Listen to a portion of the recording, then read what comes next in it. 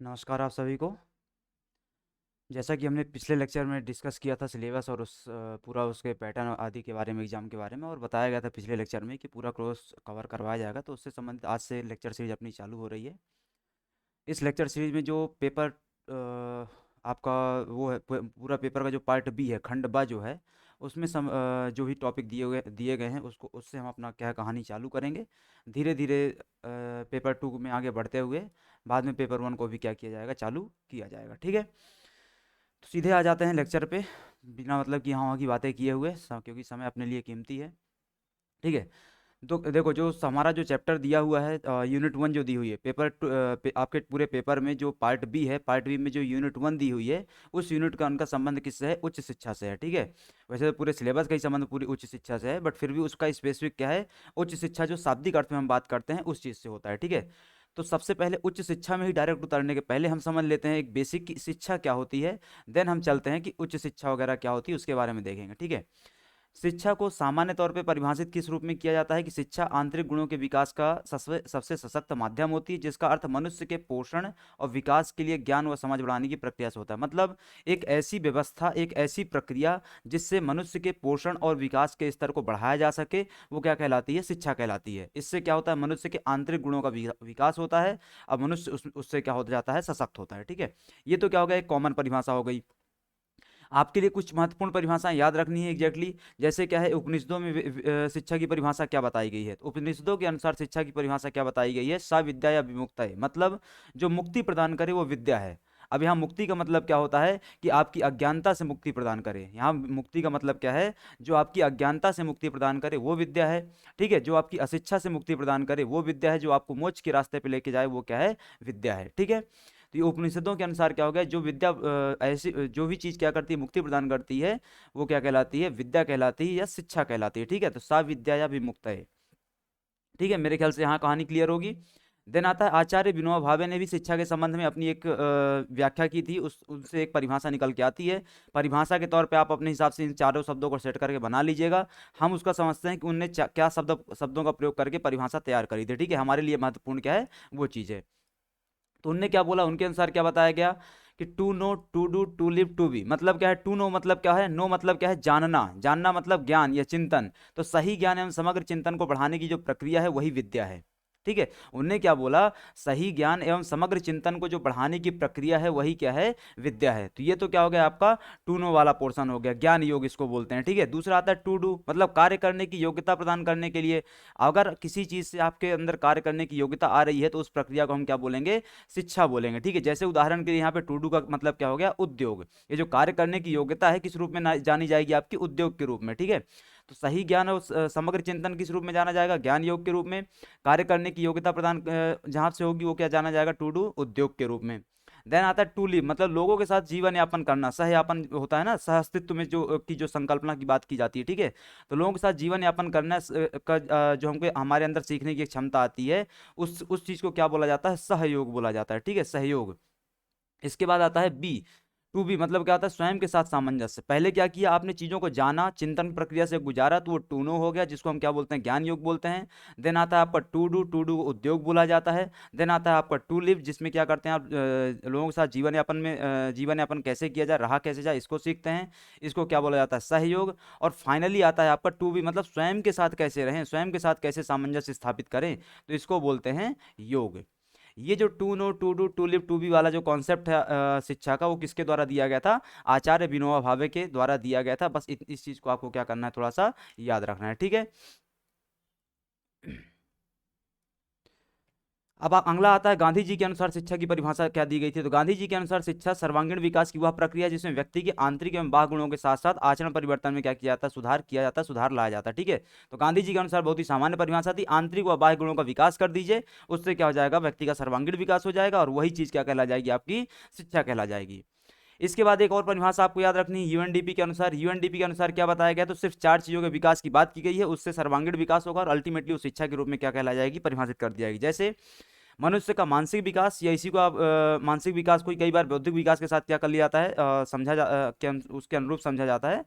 तो मनुष्य का मानसिक विकास, शारीरिक विकास, बौद्धिक विकास और उन्नत चरित्र का निर्माण करना, मतलब नैतिक मूल्यों का विकास। मतलब क्या है उन्नत चरित्र, मतलब नैतिक मूल्यों का विकास। तो मनुष्य में अगर इन चार चीजों का विकास कर दिया जाए तो वो क्या चीज किस में कन्वर्ट हो जाएगी, शिक्षा के रूप में कन्वर्ट हो जाएगी। ठीक है, तो ये क्या हो गया आपका, शिक्षा क्या होती है उसके बारे में अभी हमने डिस्कस कर लिया। ठीक है, शिक्षा क्या होती है, शिक्षा गांधी जी के अनुसार क्या है, विनोबा भावे के अनुसार क्या है, और उपनिषदों में क्या परिभाषा दी गई है, यूएनडीपी के अनुसार क्या है, ये हमने एक परिभाषा देखी। अब आते हैं हमारे टॉपिक में, जो एग्जैक्टली हमारा टॉपिक है वो क्या है, हमारा टॉपिक उच्च शिक्षा क्या होती है उसके बारे में अब हमको क्या है चर्चा करनी है। ठीक है, देखो उच्च शिक्षा के बारे में चर्चा में परिभाषा सबसे पहले देखते हैं कि उच्च शिक्षा का अर्थ सामान्य रूप से सबको दी जाने वाली वह प्राथमिक एवं माध्यमिक शिक्षा से ऊपर की शिक्षा। प्राथमिक शिक्षा क्या हो गया, प्राइमरी एजुकेशन कक्षा 5 तक की। माध्यमिक शिक्षा क्या हो गया आपका, आठवीं कक्षा तक की एजुकेशन हो गई। फिर हाई स्कूल आ जाता है 10th तक में, हायर स्कूल आ जाता है आपका 12th तक में। अब इस हायर स्कूल से ऊपर जो भी शिक्षा आप प्रदान करते हैं वो सब किस में आ जाती है, उच्च शिक्षा के तहत आ जाती है। इसमें विशेष विषय में दी जाने वाली, यहाँ पे क्या है, विशेष विषय में शिक्षा दी जाती है। विशेष विषय में जैसे जैसे कि आप यहाँ पे जितने भी लोग मुझे देख रहे हैं अभी फिलहाल अगर सुन रहे हैं तो सब ग्रेजुएट होंगे।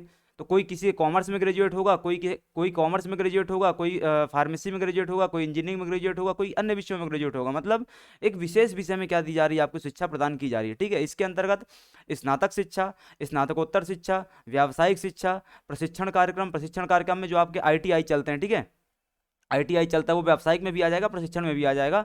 आईटीआई हो गया, पॉलिटेक्निक हो गया, इसके अलावा पीएचडी कार्यक्रम जो चलते हैं वो सब क्या आ जाते हैं आपके उच्च शिक्षा के तहत क्या किए जाते हैं, परिभाषित किए जाते हैं। ठीक है, तो इतना समझ गए आप उच्च शिक्षा क्या होती है। अब अगला आता है आपका भारत में उच्च शिक्षा का विकास। ये आपके लिए इंपॉर्टेंट है, आपके सिलेबस में नहीं है, बट मेरे अनुसार इस चीज को आपको क्या है तैयार करके रखने की आवश्यकता है। क्या है कि भारत में उच्च शिक्षा का विकास कैसे कैसे हुआ, यहाँ पे बहुत ही शॉर्ट वे में मैंने लिखने का प्रयास किया है और आपको समझा दूंगा। बस इसको यहाँ पे जो लिखा हुआ है इनको याद कर लेना है, इनके अंदर की जो छोटी छोटी बातें हैं वो मैं आपको समझा देता हूँ अभी। ठीक है, सबसे पहले क्या हुआ उच्च शिक्षा के विकास में, देखो पहली बात तो क्या है, भारत में शिक्षा का जो विकास है ना कोई नई चीज नहीं है। जो गुरुकुल परंपरा है ना, गुरुकुल परंपरा, गुरु शिष्य जो परंपरा भारत में वैदिक काल से या उसके पहले से भी चली आ रही है। ठीक है, वो सतत है, वो निरंतर चलती रहेगी। वो तो क्या हो गया, एक बेसिक एजुकेशन हो गया, उस वो सिद्धांत हो गया। हम यहाँ पे जब उच्च शिक्षा की बात करते हैं तो एक औपचारिक उच्च शिक्षा की बात करते हैं कि ऑफिशियल तरीके से कुछ कानूनों के माध्यम से कैसे इसको चालू किया गया, उस चीज़ की बात करते हैं। ठीक है, तो यहाँ पे भारत में उच्च शिक्षा का विकास सबसे प्रारंभिक तौर पे अगर हम देखें तो आपने हिस्ट्री में पढ़ा होगा, जोनाथन डंकन द्वारा बनारस में संस्कृत कॉलेज की क्या की गई थी, स्थापना की गई थी। ठीक है, जोनाथन डंकन द्वारा बनारस में संस्कृत कॉलेज की स्थापना की गई थी। तो उस चीज़ को हम क्या करेंगे यहाँ पर देखेंगे। उसके बाद क्या आता है, 1800 में लॉर्ड वेलेजी द्वारा फोर्ट विलियम कॉलेज की स्थापना कर दी गई। जोनाथन डंकन ने क्या किया, बनारस में संस्कृत कॉलेज की स्थापना करी, जिसके तहत संस्कृत एजुकेशन क्या किया गया, बढ़ावा दिया गया। देन आता है आपका 1800 में क्या हुआ, लॉर्ड वेलेस्ली द्वारा कलकत्ता में फोर्ट विलियम कॉलेज की स्थापना की गई। ये जो फोर्ट विलियम कॉलेज कलकत्ता में स्थापित किया गया, इसका एक स्पेसिफिक उद्देश्य था। वो स्पेसिफिक उद्देश्य क्या था कि वो आ रहे हैं सिविल सर्वेंट्स इंग्लैंड से चयनित होकर के आते थे, उनको क्या करना, भारतीय व्यवस्थाओं के बारे में क्या करना, शिक्षित करना था। ठीक है, उसका स्पेसिफिक उद्देश्य था, बट फिर भी क्या है वो हायर एजुकेशन के तहत उसको कंसिडर किया गया। ठीक है, देन आता है बहुत ज़्यादा शिक्षा, जिससे क्या हुआ, पूरी शिक्षा व्यवस्था बदल गई। आज की तारीख में उस शिक्षा व्यवस्था से ही हमारा पूरा देश चल रहा है। मोटे मोटे तौर पे अगर बात कर लें, वो क्या होता है, मैकॉले माइन्यूट बोलते हैं उसको। ठीक है, मैकॉले माइन्यूट, माइन्यूट मतलब क्या होता है, स्मरण पत्र। तो लॉर्ड मैकॉले 1933 में आया था, विधि आयोग का सदस्य बन के बाद में उसी क्या कर दिया, शिक्षा के संबंध में समिति बनाई गई तो उसमें अपॉइंट कर दिया गया। तो लॉर्ड मैकॉले ने क्या किया, अपना एक स्मरण पत्र जारी किया। उस स्मरण पत्र के माध्यम से पूरी व्यवस्था जो थी हमारी जो चली आ रही थी, उदाहरण के लिए सिंपल सा बात कर लें कि जैसे पहले क्या होता था, ऑफिशियल लैंग्वेज क्या थी, फारसी थी। ब्रिटिश सरकार की, ब्रिटिश सरकार मतलब भारत में संचालित ब्रिटिश सरकार की जो ऑफिशियल लैंग्वेज थी 1833 तक, वो क्या थी, फारसी थी। वो कैसे 1833 के बाद क्या हो गई, इंग्लिश हो गई। किसके कारण, मैकॉले माइन्यूट के कारण। ठीक है, तो ये बहुत सारे क्या वहाँ से ड्रास्टिक चेंज आते हैं। उसके बाद क्या आ जाता है आपका, वुड्स डिस्पैच आता है। वुड्स डिस्पैच क्या हुआ, चार्ल्स वुड्स डिस्पैच, इसके तहत इसको क्या बोलते हैं, Magna carta of Indian education बोलते हैं। Magna carta of Indian education बोला जाता है। इस वुड्स डिस्पैच के कारण क्या हुआ था, 1857 में 3 यूनिवर्सिटीज स्थापित की गई। कहाँ कहाँ, मुंबई, ये मुंबई मतलब उस समय बम्बई बोला जाता है। ठीक है, तो बम्बई भी लिख सकते हो आप। तो बम्बई, कोलकाता और मद्रास, बम्बई, कलकत्ता और मद्रास, कोलकाता भी नहीं है, ये कलकत्ता हो जाएगा। ठीक है, पुराने समय में। तो बम्बई, कलकत्ता और मद्रास में 3 यूनिवर्सिटी स्थापित की गई। किसके तहत स्थापित की गई, 1854 के चार्ल्स वुड्स डिस्पैच के अनुशंसा के आधार पर क्या किया गया, इसको स्थापित किया गया। ठीक है, देन आता है आपका Hunter commission. Hunter commission higher education संबंधी स्थापित कर दिया गया। उसके बाद 1904 में इसके भारतीय विश्वविद्यालय अधिनियम स्थापित कर दिया गया। ठीक है, भारतीय विश्वविद्यालय कर्जन के टाइम पे भारतीय विश्वविद्यालय अधिनियम लाया गया, जिससे क्या किया गया, पूरी इंडियन यूनिवर्सिटी जितनी थी उनको एक फ्रेम के तहत ला दिया गया, उसके तहत क्या किया गया, रेगुलेशन चालू कर दिया गया। ठीक है, देन आता है आपका सैडलर कमीशन। सैडलर कमीशन के तहत विश्वविद्यालय आयोग बनाया गया था। ठीक है, विश्वविद्यालय आयोग बनाया गया, उसके तहत पूरा काम किया गया। देन यहाँ से क्या चालू हो जाता है, आपको कुछ और एक्स्ट्रा काम चालू हो जाते हैं। उसमें क्या आता है, 1925 में इंटर यूनिवर्सिटी बोर्ड बनता है। ये जो इंटर यूनिवर्सिटी बोर्ड है वही आगे चल करके आगे के कालखंड में भारतीय विश्वविद्यालय संघ का रूप ले लेता है, Indian universities association. Indian universities association याद रखना है आपको, यहाँ पे जितने भी नाम दिए गए हैं इन सबको ईयर वाइज याद रखना है। ठीक है, तो 1925 में क्या किया गया, इंटर यूनिवर्सिटी बोर्ड स्थापित किया गया, जो क्या हो जाता है आपका भारतीय विश्वविद्यालय संघ में फाइनली कन्वर्ट होता है, इंडियन यूनिवर्सिटी एसोसिएशन में कन्वर्ट होता है। ठीक है, देन आता है आपका यहाँ पर इसमें सार्जेंट प्लान। ठीक है, सार्जेंट प्लान या सार्जेंट योजना 1944 में, ये क्या था, गेम चेंजर प्लान था। बहुत सारी चीज़ें यहाँ से निकल के आती हैं, जिसमें एक जो प्रमुख चीज़ थी वो क्या थी, आपका यूजीसी निकल के आता है, यूनिवर्सिटी ग्रांट कमीशन निकल के आता है। पहले वो कमेटी था, बाद में क्या बनता है, वो कमीशन बन जाता है। ठीक है, तो यूनिवर्सिटी ग्रांट कमीशन भी कहाँ से निकल के आता है, आपका सार्जेंट प्लान से निकल के आता है। सार्जेंट प्लान कब का था, आपका 1944 का था। ठीक है, इतनी चीज़ें आपको याद रखनी है। देन आता है आपका 1948 का राधाकृष्णन आयोग। सर्वपल्ली डॉक्टर सर्वपल्ली राधाकृष्णन की अध्यक्षता में एक आयोग गठित किया गया कि उस शिक्षा के संबंध में कुछ सुझाव दें, अपने कुछ अनुशंसाएं करें। ठीक है, ताकि उसमें व्यवस्था में क्या किया जा सके, सुधार किया जा सके। तो 1948 में क्या किया, राधाकृष्ण आयोग बनाया गया। देन आता है आपका 1953 में यूजीसी के द्वारा क्या किया गया, यूजीसी का गठन कर दिया गया। ठीक है, उसको काम किया गया, ये जो सार्जेंट योजना थी उसी के तहत ये पूरा काम हुआ। और फाइनली 1964 में क्या होता है, आपका कोठारी आयोग बनता है। कोठारी आयोग उच्च शिक्षा के संबंध में बहुत सारी अनुशंसाएं करता है। कोठारी आयोग के आधार पर ही क्या होता है, आपका जो द्विभाषा नीति लागू होती है। ठीक है, कभी हम पढ़ेंगे इसके बारे में, द्विभाषा नीति लागू होती है, वो भी कोठारी आयोग की अनुशंसा पर ही लागू होती है। ठीक है, तो ये क्या था, भारत में उच्च शिक्षा का विकास था। इसमें चीज़ों क्या याद रखनी है आपको, तो बहुत सारे जो कमीशंस बने, बहुत सारे जो आयोग बने, चाहे कंपनी शासन में बने हो, चाहे ब्रिटिश शासन में बने हो, चाहे बाद में भारत शासन में बने हो। ठीक है, मतलब इंडियन गवर्नमेंट के टाइम पे बने हो, जब स्वतंत्रता के बाद बने हो, उन सबको आपको ईयर वाइज क्या रखना है, उनको याद करके रखना है। और जो एक्स्ट्रा कमेंट बताए गए हैं उनको भी याद रखना है, आपको प्रयास करना है। ठीक है, ये आपके लिए क्या हो सकते हैं, बेनिफिशियल हो सकते हैं। ठीक है, अब आता है उच्च शिक्षा का ढांचा क्या है। एग्जैक्टली आपका जो टॉपिक दिया हुआ है उस टॉपिक में पहला टॉपिक क्या मेंशन है, भारत में उच्च शिक्षा का ढांचा क्या है। ठीक है, अब यहाँ से क्या होगा, कुछ कंटेंट आपको इंग्लिश में थोड़ा सा देखने को मिलेगा, कुछ लाइंस, बट इसको हम क्या करेंगे, पूरा हिंदी में समझते चलेंगे, तो आपको परेशान होने की कोई आवश्यकता नहीं है, पूरा हम क्या करेंगे, इसको समझते चलेंगे। ठीक है, भारत में उच्च शिक्षा का जो ढांचा है वो त्रिस्तरीय है। ठीक है, भारत में जो उच्च शिक्षा का ढांचा है वो कैसा है, त्रिस्तरीय है, थ्री टायर स्ट्रक्चर। उस थ्री टायर जो स्ट्रक्चर बना हुआ है उसमें तीन चीजें आती है, कौन कौन सी, यूनिवर्सिटीज आते हैं, कॉलेजेस आते हैं और कोर्सेस आते हैं। यूनिवर्सिटीज मतलब जो विश्वविद्यालय बड़े बड़े संचालित हो रखे हैं वो आएंगे, कॉलेजेस मतलब जो उनके नीचे महाविद्यालय संचालित है वो आएंगे, और कोर्सेज मतलब कि इन कॉलेजेस में कौन कौन से कोर्सेज चल रहे हैं वो आएंगे। ये तो क्या हो गया आपका यूनिवर्सिटी कॉलेज और कोर्सेज के आधार पे एक प्रकार का त्रिस्तरीय क्या हो गई, व्यवस्था हो गई। ये तो पहला ढांचा हो गया। दूसरा ढांचा क्या होता है, रेगुलेटरी ढांचा आता है। रेगुलेटरी ढांचा मतलब क्या बोलते हैं इसको, विनियामक ढांचा बोलते हैं इसको। क्या बोलते हैं, विनियामक ढांचा। विनियामक ढांचे का मतलब क्या होता है कि ये जो यूनिवर्सिटी बनी हुई है, ये जो कॉलेज बने हैं, कोर्स बने हैं, अथवा सिर्फ कोर्सेज की बात कर लें तो इन कोर्सेज को रेगुलेट कौन करेगा, इनका विनियमन कौन करेगा, कौन डिसाइड करेगा कि इस कॉलेज में, इस यूनिवर्सिटी में ये कोर्स होगा अथवा नहीं होगा, कितने वर्ष का होगा, कितनी फीस होगी, सॉरी है ना, ये जो सब 50 चीज़ें होती हैं इनको कौन रेगुलेट करता है, इनका कौन विनियमन करता है। ठीक है, तो इनका विनियमन के लिए क्या किया गया, एक रेगुलेटरी पूरा व्यवस्था बनाई गई है। ठीक है, जो कि है एक मल्टी लेयर्ड व्यवस्था है, जो क्या है, एक मल्टी लेयर्ड व्यवस्था है। इसमें क्या है, अगर लास्ट चेन तक हम जाएंगे तो सबसे पहले आपको क्या मिलता है, एक 3 सेट ऑफ रेगुलेशन मिलेंगे। कौन कौन से, यूनिवर्सिटी, कॉलेज और काउंसिल। ये बहुत ज़्यादा इंपॉर्टेंट है। अगर हमने पहली व्यवस्था क्या कर दी, एक लैंडस्केप हमने आधार पर देखा ढांचा, उसमें क्या था, यूनिवर्सिटी, कॉलेज और कोर्सेज थे, कि कुछ यूनिवर्सिटीज है वो कुछ कोर्सों को मान्यता प्रदान करती हैं, ये कुछ कॉलेजेस को मान्यता प्रदान करती हैं कुछ कोर्सों को संचालित करने के लिए। ये थ्री स्ट्रक्चर बॉडी हो गई। उसके बाद आता है रेगुलेटरी फ्रेमवर्क में। रेगुलेटरी फ्रेमवर्क में एक 3 स्ट्रक्चर बॉडी मिलेगी, लेकिन ये जो 3 स्ट्रक्चर बॉडी है, ऊपर वाली 3 स्ट्रक्चर बॉडी से पूर्णतः क्या है, भिन्न है। क्यों, क्योंकि इसका काम क्या है, रेगुलेशन का है। जैसे क्या हो गया, सबसे ऊपर क्या मिलता है आपको, कुछ काउंसिल्स मिलती हैं। क्या मिलती हैं, कुछ काउंसिल्स मिलती हैं जो आपके सिलेबस में मेंशन्ड है। कौन कौन सी, pharmacy council, bar council, medical council, nursing council, इस प्रकार की कई सारी काउंसिल आपके उसमें सिलेबस में मेंशन्ड है, जिसको आज के लेक्चर में हम देखने वाले हैं। तो सबसे ऊपर में आपको क्या मिलता है, बहुत सारी काउंसिल मिलती हैं। इन बहुत सारी काउंसिल्स के अंडर में क्या आती है, बहुत सारी यूनिवर्सिटीज आती हैं, और इन बहुत सारी यूनिवर्सिटीज के अंदर में बहुत सारे क्या है, कॉलेजेस आते हैं।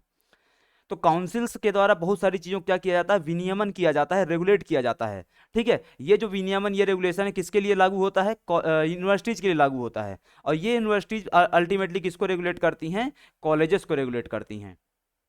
ठीक है, तो रेगुलेटरी फ्रेमवर्क आप मेरे ख्याल से समझ गए होंगे कि कैसे त्रिस्तरीय रेगुलेटरी फ्रेमवर्क हमारे देश में क्या है, कार्यरत है। ठीक है,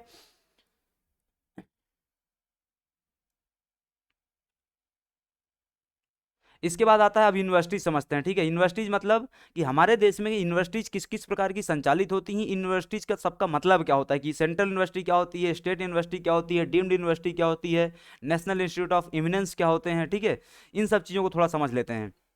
देखो, भारत में जो भी व्यवस्था बनी हुई है उसमें क्या है, यूनिवर्सिटी सिर्फ 5 प्रकार की ही पाई जाएंगी। उसमें क्या है, यूनिवर्सिटी सिर्फ 5 प्रकार की पाई जाएगी, जिसमें सबसे प्रमुख और इंपॉर्टेंट क्या आ जाता है आपका, सेंट्रल यूनिवर्सिटी आती हैं। सेंट्रल यूनिवर्सिटी का सामान्य सा सिर्फ एक ही मतलब होता है कि सेंट्रल यूनिवर्सिटी संसद के किसी अधिनियम द्वारा क्या किया गया है, उसको स्थापित किया गया है। संसद के अधिनियम द्वारा स्थापित किया गया है। और अगर संसद के अधिनियम द्वारा स्थापित किया गया तो उसमें फंडिंग भी किसके द्वारा की जाएगी, यूनियन गवर्नमेंट द्वारा या केंद्र सरकार द्वारा की जाएगी। ठीक है, समझ गए। जैसे उदाहरण के लिए मध्य प्रदेश में 2 सेंट्रल यूनिवर्सिटी हैं। कौन कौन सी सेंट्रल यूनिवर्सिटी है, हरि सिंह गौर यूनिवर्सिटी हो गई सागर में, और आपका क्या हो जाता है, इंदिरा गांधी जनजाति यूनिवर्सिटी, मेरे ख्याल से अमरकंटक में। ठीक है, अमरकंटक में एक बार चेक कर लीजिएगा आप लोग। ठीक है, क्या हुआ, हरि सिंह गौर यूनिवर्सिटी हो गई, और अमरकंटक में क्या हो गया, ये 2009 में स्थापित हुई थी, ये शायद तक 1946 के आसपास स्थापित हुई थी। ठीक है, ये सब छोटे छोटे फैक्ट्स हैं, याद करके रखिएगा, आप लोग उससे पूछा जा सकता है। ठीक है, तो सेंट्रल यूनिवर्सिटी हो गई। सेंट्रल यूनिवर्सिटी हमने कौन सी देख ली, कि ऐसी यूनिवर्सिटी जो सेंट्रल गवर्नमेंट के अधिनियम से स्थापित होंगी और सेंट्रल गवर्नमेंट द्वारा फंडिंग की जाएगी, वो क्या कहलाएंगी, सभी सेंट्रल यूनिवर्सिटी कहलाएंगी। दूसरा आता है स्टेट यूनिवर्सिटी। अब अगेन कि इसमें कंफ्यूज होने की आवश्यकता नहीं है। स्टेट यूनिवर्सिटी मतलब क्या है, कि ये स्टेट यूनिवर्सिटी एक्ट से स्थापित की जाएंगी। तो state universities are establish through act in the state legislature and receive funding from the respective state government and sometimes from the central government, usually by UGC. ठीक है, क्या समझ गए आप। पहली बात तो एक बात क्लियर कर लो कि ये इससे किससे स्थापित होगा, स्टेट गवर्नमेंट के एक्ट से स्थापित होगा। ठीक है, किसी डाउट तो नहीं है। ठीक है, तो स्टेट गवर्नमेंट के एक्ट से स्थापित होगा, पहला पॉइंट ये क्लियर कर लो। दूसरा अब आता है फंडिंग के बारे में। जैसे उदाहरण के लिए समझ लो कि आपकी आरजीपीवी है। ठीक है, आपकी क्या है, आरजीपीवी है। आरजीपीवी किसके तहत स्थापित कर दी गई, स्टेट गवर्नमेंट के एक्ट से क्या कर दिया गया, उसको स्थापित कर दिया गया था। दूसरा क्या आ जाता है कि अब इसमें फंडिंग में आएगा, तो इसको फंडिंग कई बार क्या करेगा, स्टेट गवर्नमेंट करेगी, और कई बार इसको फंडिंग किसके द्वारा की जाएगी, सेंट्रल गवर्नमेंट के द्वारा की जाएगी। ठीक है, अब इसमें सेंट्रल गवर्नमेंट क्या रहता है, हाँ, सेंट्रल गवर्नमेंट जो रहती है वो किसके माध्यम से फंडिंग करवाती है, यूजीसी के माध्यम से उसमें क्या करवाती है, फंडिंग करवाती है। ठीक है, तो क्लियर हो गया स्टेट स्टेट यूनिवर्सिटी कैसे स्थापित होती हैं, कैसे काम करती हैं। तो स्थापना के लिए क्या रहेगा, स्टेट गवर्नमेंट के एक्ट तहत स्थापित होंगी। जो भी स्टेट गवर्नमेंट एक्ट बना कर रखा हुआ है यूनिवर्सिटी के संबंध में, वो आपके सिलेबस का हिस्सा है, उसको हम पढ़ेंगे। ठीक है, इसमें फंडिंग कहाँ से होगी, 2 तरीके से फंडिंग होगी, या तो स्टेट गवर्नमेंट डायरेक्ट फंडिंग करेगी, या सेंट्रल गवर्नमेंट यूजीसी के माध्यम से क्या करवाएगी, फंडिंग करवाएगी। ठीक है, अब इसमें आ जाता है आपका अगला, डीम्ड यूनिवर्सिटी क्या होती है। ठीक है, डीम्ड यूनिवर्सिटी को समझते हैं सबसे पहले। तो deemed university status allows greater autonomy in operations, syllabus, admission, fees then allowed to by the above types of universities. ठीक है, समझ गो क्या मतलब है, सामान्य सा कि कुछ ऐसी यूनिवर्सिटीज भी होती हैं जिनको कुछ स्वायत्तता दे दी जाती है, कुछ स्वतंत्रता दे दी जाती है। डीम्ड मतलब क्या है, ये स्वायत्त यूनिवर्सिटी विश्वविद्यालय हैं। स्वायत्त, स्वायत्तता किसके संबंध में है, इसको समझो, स्वायत्तता किसके संबंध में है, ये अपना सिलेबस डिसाइड कर सकते हैं, अपना एडमिशन प्रक्रिया डिसाइड कर सकते हैं, अपना फ्री स्ट्रक्चर डिसाइड कर सकते हैं। अगर इस प्रकार की स्वायत्तता किसी भी यूनिवर्सिटी को प्रदान की जा रही है तो वो यूनिवर्सिटी क्या कहलाएगी, डीम्ड यूनिवर्सिटी कहलाएगी। ठीक है, department of higher education MHRD, अब आज की तारीख में एमएचआरडी को क्या बदल दिया गया है, एजुकेशन मिनिस्ट्री रख दिया गया। ठीक है, तो उसमें कंफ्यूज होने की आवश्यकता नहीं है। ठीक है, अगर आपको एमएचआरडी लिखा आता है, अगर आपको एजुकेशन मिनिस्ट्री लिखी आती है, दोनों का मतलब क्या है, एजुकेशन मिनिस्ट्री है। ठीक है, जो एमएचआरडी होता है तो उसी का नाम बदल करके एमएचआरडी कर देते हैं। देखो, सरकार के पास क्या होता है, कुछ काम नहीं होता है। जब सरकारों के पास कुछ काम नहीं होता है ना, तो ये जो काम होते हैं इनको क्या करना पड़ता है, दिखाना पड़ता है कि भैया हमने क्या कर दिया, नाम बदल दिया, तो उससे क्या होता है, व्यवस्था में बहुत सारा परिवर्तन आ गया। जबकि आपको पता नहीं है कि एग्जैक्टली व्यवस्था में तो क्या है, सड़न अंदर से है, अंदर से सड़न के लिए पूरा ऑपरेशन करना पड़ेगा। आप तो क्या कर रहे हैं, बाहर बाहर मरहम पट्टी किए दे रहे हैं। नाम बदलने का होता है, बाहर बाहर मरहम पट्टी करना होता है। ठीक है, तो क्या हुआ, डीम्ड यूनिवर्सिटी का सामान सा मतलब क्या हो गया कि कुछ ऐसी यूनिवर्सिटी जिनको स्वायत्तता दी गई है कि वो अपने सिलेबस, अपने एडमिशन, अपनी फीस या कुछ अन्य चीज़ों को क्या कर सके, निर्धारित कर सके, डिसाइड कर सके अपने लेवल पे, ये सभी यूनिवर्सिटीज क्या कहलाएंगी, इस प्रकार की डीम्ड यूनिवर्सिटी कहलाएंगी। ये स्टेटस देता कौन है, तो ये स्टेटस यूजीसी के अनुशंसा पर, ये स्टेटस यूजीसी के रिकमेंडेशन पर, अनुशंसा पर ministry of education, department of higher education, ministry of education द्वारा ये स्टेटस दिया जाता है।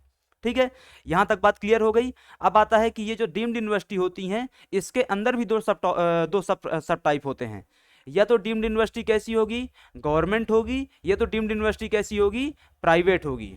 समझ गए, हो सकता है बाहर से कुछ साउंड आ रहा हो, क्योंकि क्या है, स्वतंत्रता दिवस चल रहा है और स्वतंत्रता दिवस के परिप्रेक्ष्य में लोग क्या कर रहे हैं, अपने राष्ट्रवाद का परिचय दे रहे हैं। ठीक है, बाहर तो थोड़ा सा साउंड आ सकता है।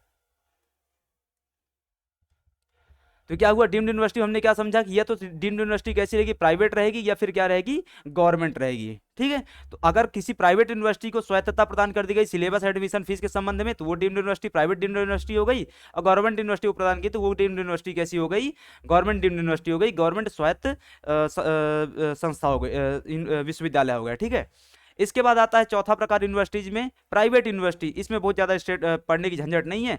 पहली बात तो एक बात क्लियर कर लो कि प्राइवेट यूनिवर्सिटी कभी भी सेंट्रल गवर्नमेंट के एक्ट से स्थापित नहीं होगी। क्लियर कर लो, आपके एग्जाम्स के परस्पेक्टिव बहुत ज्यादा महत्व रखता है कि private universities are established through an act in the state legislature. मतलब इस राज्य की विधायिका के द्वारा बनाए गए किसी विधान द्वारा क्या किया जाता है, प्राइवेट यूनिवर्सिटीज की स्थापना की जाती है। जैसे उदाहरण के लिए मान लें कि मध्य प्रदेश में क्या है, एलन सिटी यूनिवर्सिटी है। मध्य प्रदेश में भोपाल में एक एलन सिटी नाम की यूनिवर्सिटी संचालित है, या बंसल यूनिवर्सिटी संचालित है, सेज यूनिवर्सिटी संचालित है। ये सभी स्टेट गवर्नमेंट का जो एक्ट है उसके तहत क्या की गई, स्थापित की गई है। Until now, no private university has been established as a center through an act in the parliament। अभी हमने जस्ट डिस्कस किया कि सेंट्रल गवर्नमेंट के एक्ट के माध्यम से आज तक एक भी प्राइवेट यूनिवर्सिटी स्थापित नहीं की गई है। ठीक है, तो ये क्या हो गया, प्राइवेट यूनिवर्सिटी हो जाती हैं।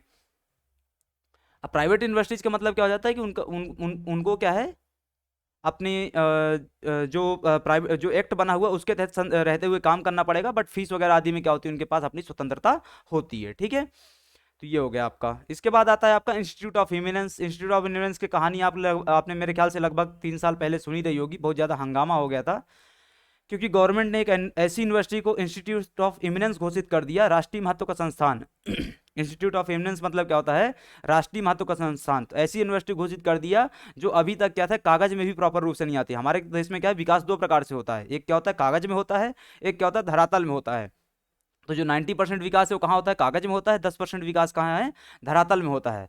तो वो जो यूनिवर्सिटी थी इन दोनों में कहीं भी नहीं थी, ना कागज में थी ना धरातल में थी, वो किसी के दिमाग में थी, वो किसी के दिमाग में थी। और उस दिमाग के आधार पर क्या कर दिया गया, उस यूनिवर्सिटी को स्थापित करके इंस्टीट्यूट ऑफ इमिनेंस का दर्जा प्रदान कर दिया गया। ठीक है, खैर, तो अब इंस्टीट्यूट ऑफ इमिनेंस होता क्या है, इस चीज को समझो। तो institutes of national importance are institutions accorded power to grant degrees because of their strategic and economic importance. सिर्फ इतना महत्व की लाइन है हमारे लिए। क्या महत्व की लाइन है, उनका कुछ स्ट्रेटेजिक और इकोनॉमिक महत्व है। स्ट्रेटेजिक महत्व कैसे, कि वो दुनिया में क्या है, महत्व रखती हैं। दुनिया में क्या है, दुनिया मतलब दुनिया की यूनिवर्सिटीज के सामने उनकी अपनी एक क्या है, अलग क्या है, धात है। ठीक है, उनका अपना एक अलग महत्व है। तो उसको क्या बोल दिया गया, स्ट्रेटेजिक और इकोनॉमिक, मतलब कि आर्थिक रूप से हमारे लिए बहुत ज़्यादा महत्व की यूनिवर्सिटीज हैं। ठीक है, तो अगर कोई ऐसा संस्थान है जो स्ट्रेटेजिक और इकोनॉमिक इंपॉर्टेंस देश के लिए रखता है, तो क्या कर दिया जाएगा, उसको इंस्टीट्यूट ऑफ नेशनल इंपॉर्टेंस अथवा राष्ट्रीय महत्व का संस्थान का दर्जा प्रदान कर दिया जाएगा। अभी आज की तारीख में वर्तमान में IITs, एम्स और NITs को क्या किया गया, ये दर्जा प्रदान करके दिया गया है। ठीक है, These institutes have been established at the both central and state level. इस पॉइंट को भी क्लियर रखो कि इंस्टीट्यूट ऑफ इमिनेंस का जो दर्जा है वो सिर्फ किसके लिए, सेंट्रल यूनिवर्सिटीज के लिए नहीं होता है, या फिर सिर्फ स्टेट यूनिवर्सिटी इंस्टीट्यूशंस के लिए नहीं होता है। सेंट्रल और स्टेट दोनों प्रकार के इंस्टीट्यूशंस को इंस्टीट्यूट ऑफ इमिनेंस का दर्जा या इंस्टीट्यूट ऑफ नेशनल इंपॉर्टेंस का दर्जा दिया जा सकता है। ठीक है, इस पॉइंट को क्लियर रखना। अब आता है आपका अगला, कॉलेजेस में। ठीक है, कॉलेजेस क्या होते हैं, हम ये स्ट्रक्चर समझ रहे हैं। ठीक है, वापस आ जाओ। अच्छा, आपको पता चला भटक रहे हो, कितनी सारी सर बकवास कर क्यों रहे हो, है ना, वापस आ जाओ। ठीक है, हमने क्या देखा था यहाँ पर, उच्च शिक्षा का ढांचा देख रहे थे। ठीक है, कंफ्यूज बिल्कुल मत होना, उच्च शिक्षा का ढांचा देख रहे हो यार। उच्च शिक्षा का ढांचा जो देख रहे हो, तो उसमें सबसे पहले क्या आता है, यूनिवर्सिटी आती है। वो अभी हमने समझा कि 5 प्रकार की यूनिवर्सिटीज होती हैं। अब आते हैं कॉलेजेस में, फिर आएंगे कोर्सेज में, और कोर्सेज के तहत उसमें हम क्या जाएंगे, आपके काउंसिल में, जो आपका पूरा क्या है, चैप्टर है। ठीक है, तो आ जाओ इसमें अब, है ना, कॉलेजेस में आ जाओ। कॉलेजेस में क्या आता है, colleges can be affiliated to other central और स्टेट यूनिवर्सिटीज। सिंपल सा पॉइंट है कि कुछ कॉलेज आपके आरजीपी से जुड़े हुए हैं, बरकतुल्लाह से जुड़े हुए हैं। आरजीपी बरकतुल्लाह क्या है, आपके इसके तहत स्थापित की गई हैं, स्टेट गवर्नमेंट के एक्ट के तहत स्थापित की गई हैं। कुछ कॉलेज आपके हरसिंह गौर के यूनिवर्सिटी से जुड़े हुए हैं, और हरसिंह गौर यूनिवर्सिटी सेंट्रल गवर्नमेंट के एक्ट से स्थापित की, क्योंकि वो क्या है, सेंट्रल यूनिवर्सिटी है, ठीक है। तो college can be affiliated to other central state universities, private college are usually affiliated to state universities. Private college सदैव क्या रहेंगे, स्टेट यूनिवर्सिटी से एफिलिएटेड रहेंगे। इस पॉइंट को याद रखो। क्यों याद रखना है, इस चीज यहाँ से क्लियर क्यों हो जाती है, क्योंकि जस्ट अभी हमने देखा कि स्टेट यूनिवर्सिटी सदैव क्या किससे स्थापित होती हैं, स्टेट गवर्नमेंट के एक्ट से स्थापित होती हैं। अगर कोई स्टेट गवर्नमेंट के एक्ट से यूनिवर्सिटी कोई स्थापित हो रही है, तो उससे जुड़ा हुआ कॉलेज क्या हो जाएगा, प्राइवेट कॉलेज सदैव उसी से जुड़ा रहेगा, पॉइंट है ना। इसके अलावा क्या आता है आपका कि colleges have to follow the rules as defined by the universities. College को क्या करना होता है कि यूनिवर्सिटी ने जो भी नियम अथवा विनियम बनाए हुए हैं उनको क्या करना होगा, सदैव फॉलो करना होगा, ठीक है। अब आता है कि इन कॉलेजेस की क्या रेगुलेशन आदि के लिए क्या किया गया है, 15 प्रोफेशनल काउंसिल्स बनाई गई हैं। 15 प्रोफेशनल काउंसिल्स में से लगभग 8 से 9 या 10 आपको क्या पढ़नी है, आपके सिलेबस में दी गई हैं, जो आज के उसमें लेक्चर में हम पढ़ने वाले हैं, ठीक है। उसको हम आगे अगली वाली स्लाइड्स में देखते हैं, ठीक है। इसके बाद आता है आपका ऑटोनोमस कॉलेज। अभी हमने ऊपर क्या देखा था, डीम्ड यूनिवर्सिटी देखी थी।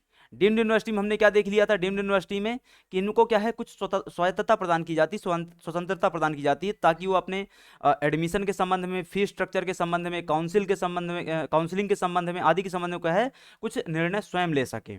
ऐसे ही कुछ स्वायत्तता किनको प्रदान की जाती है, कुछ कॉलेज को प्रदान की जाती है।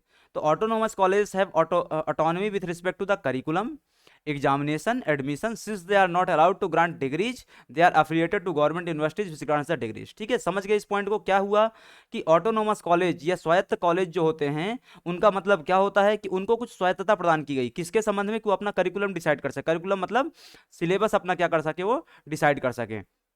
एग्जामिनेशन प्रोसेस डिसाइड कर, कब एग्जाम होगा, कब एग्जाम नहीं होगा। एडमिशन प्रक्रिया डिसाइड कर सके। इतनी अगर स्वतंत्रता किसी कॉलेज को प्रदान की जाती है, तो वो कॉलेज क्या कहलाएगा, स्वायत्त कॉलेज, ऑटोनोमस कॉलेज कहलाएगा। पर ये जो कॉलेज है, ऑटोनोमस कॉलेज है, कभी भी अपनी स्वयं की डिग्री प्रदान नहीं करेगा। तो इसको तो डिग्री किसकी देनी पड़ेगी, किसी न किसी यूनिवर्सिटी की ही देनी पड़ेगी, गवर्नमेंट यूनिवर्सिटी की। समझ गए मेरा पॉइंट। सबसे पहले आपने क्या देखा, कॉलेज देखे। कॉलेज क्या रहेंगे, गवर्नमेंट कॉलेज रहेंगे, प्राइवेट कॉलेज रहेंगे। प्राइवेट कॉलेज सदैव स्टेट यूनिवर्सिटी रिलेटेड रहेगा, गवर्नमेंट कॉलेज आपके सेंट्रल या स्टेट यूनिवर्सिटी दोनों से रिलेटेड हो सकते हैं, ठीक है। इन सब के रेगुलेशन के लिए 15 काउंसिल, प्रोफेशनल काउंसिल्स बनी हुई हैं, जिनके बारे में आज की स्लाइड में हम डिस्कस करने वाले हैं।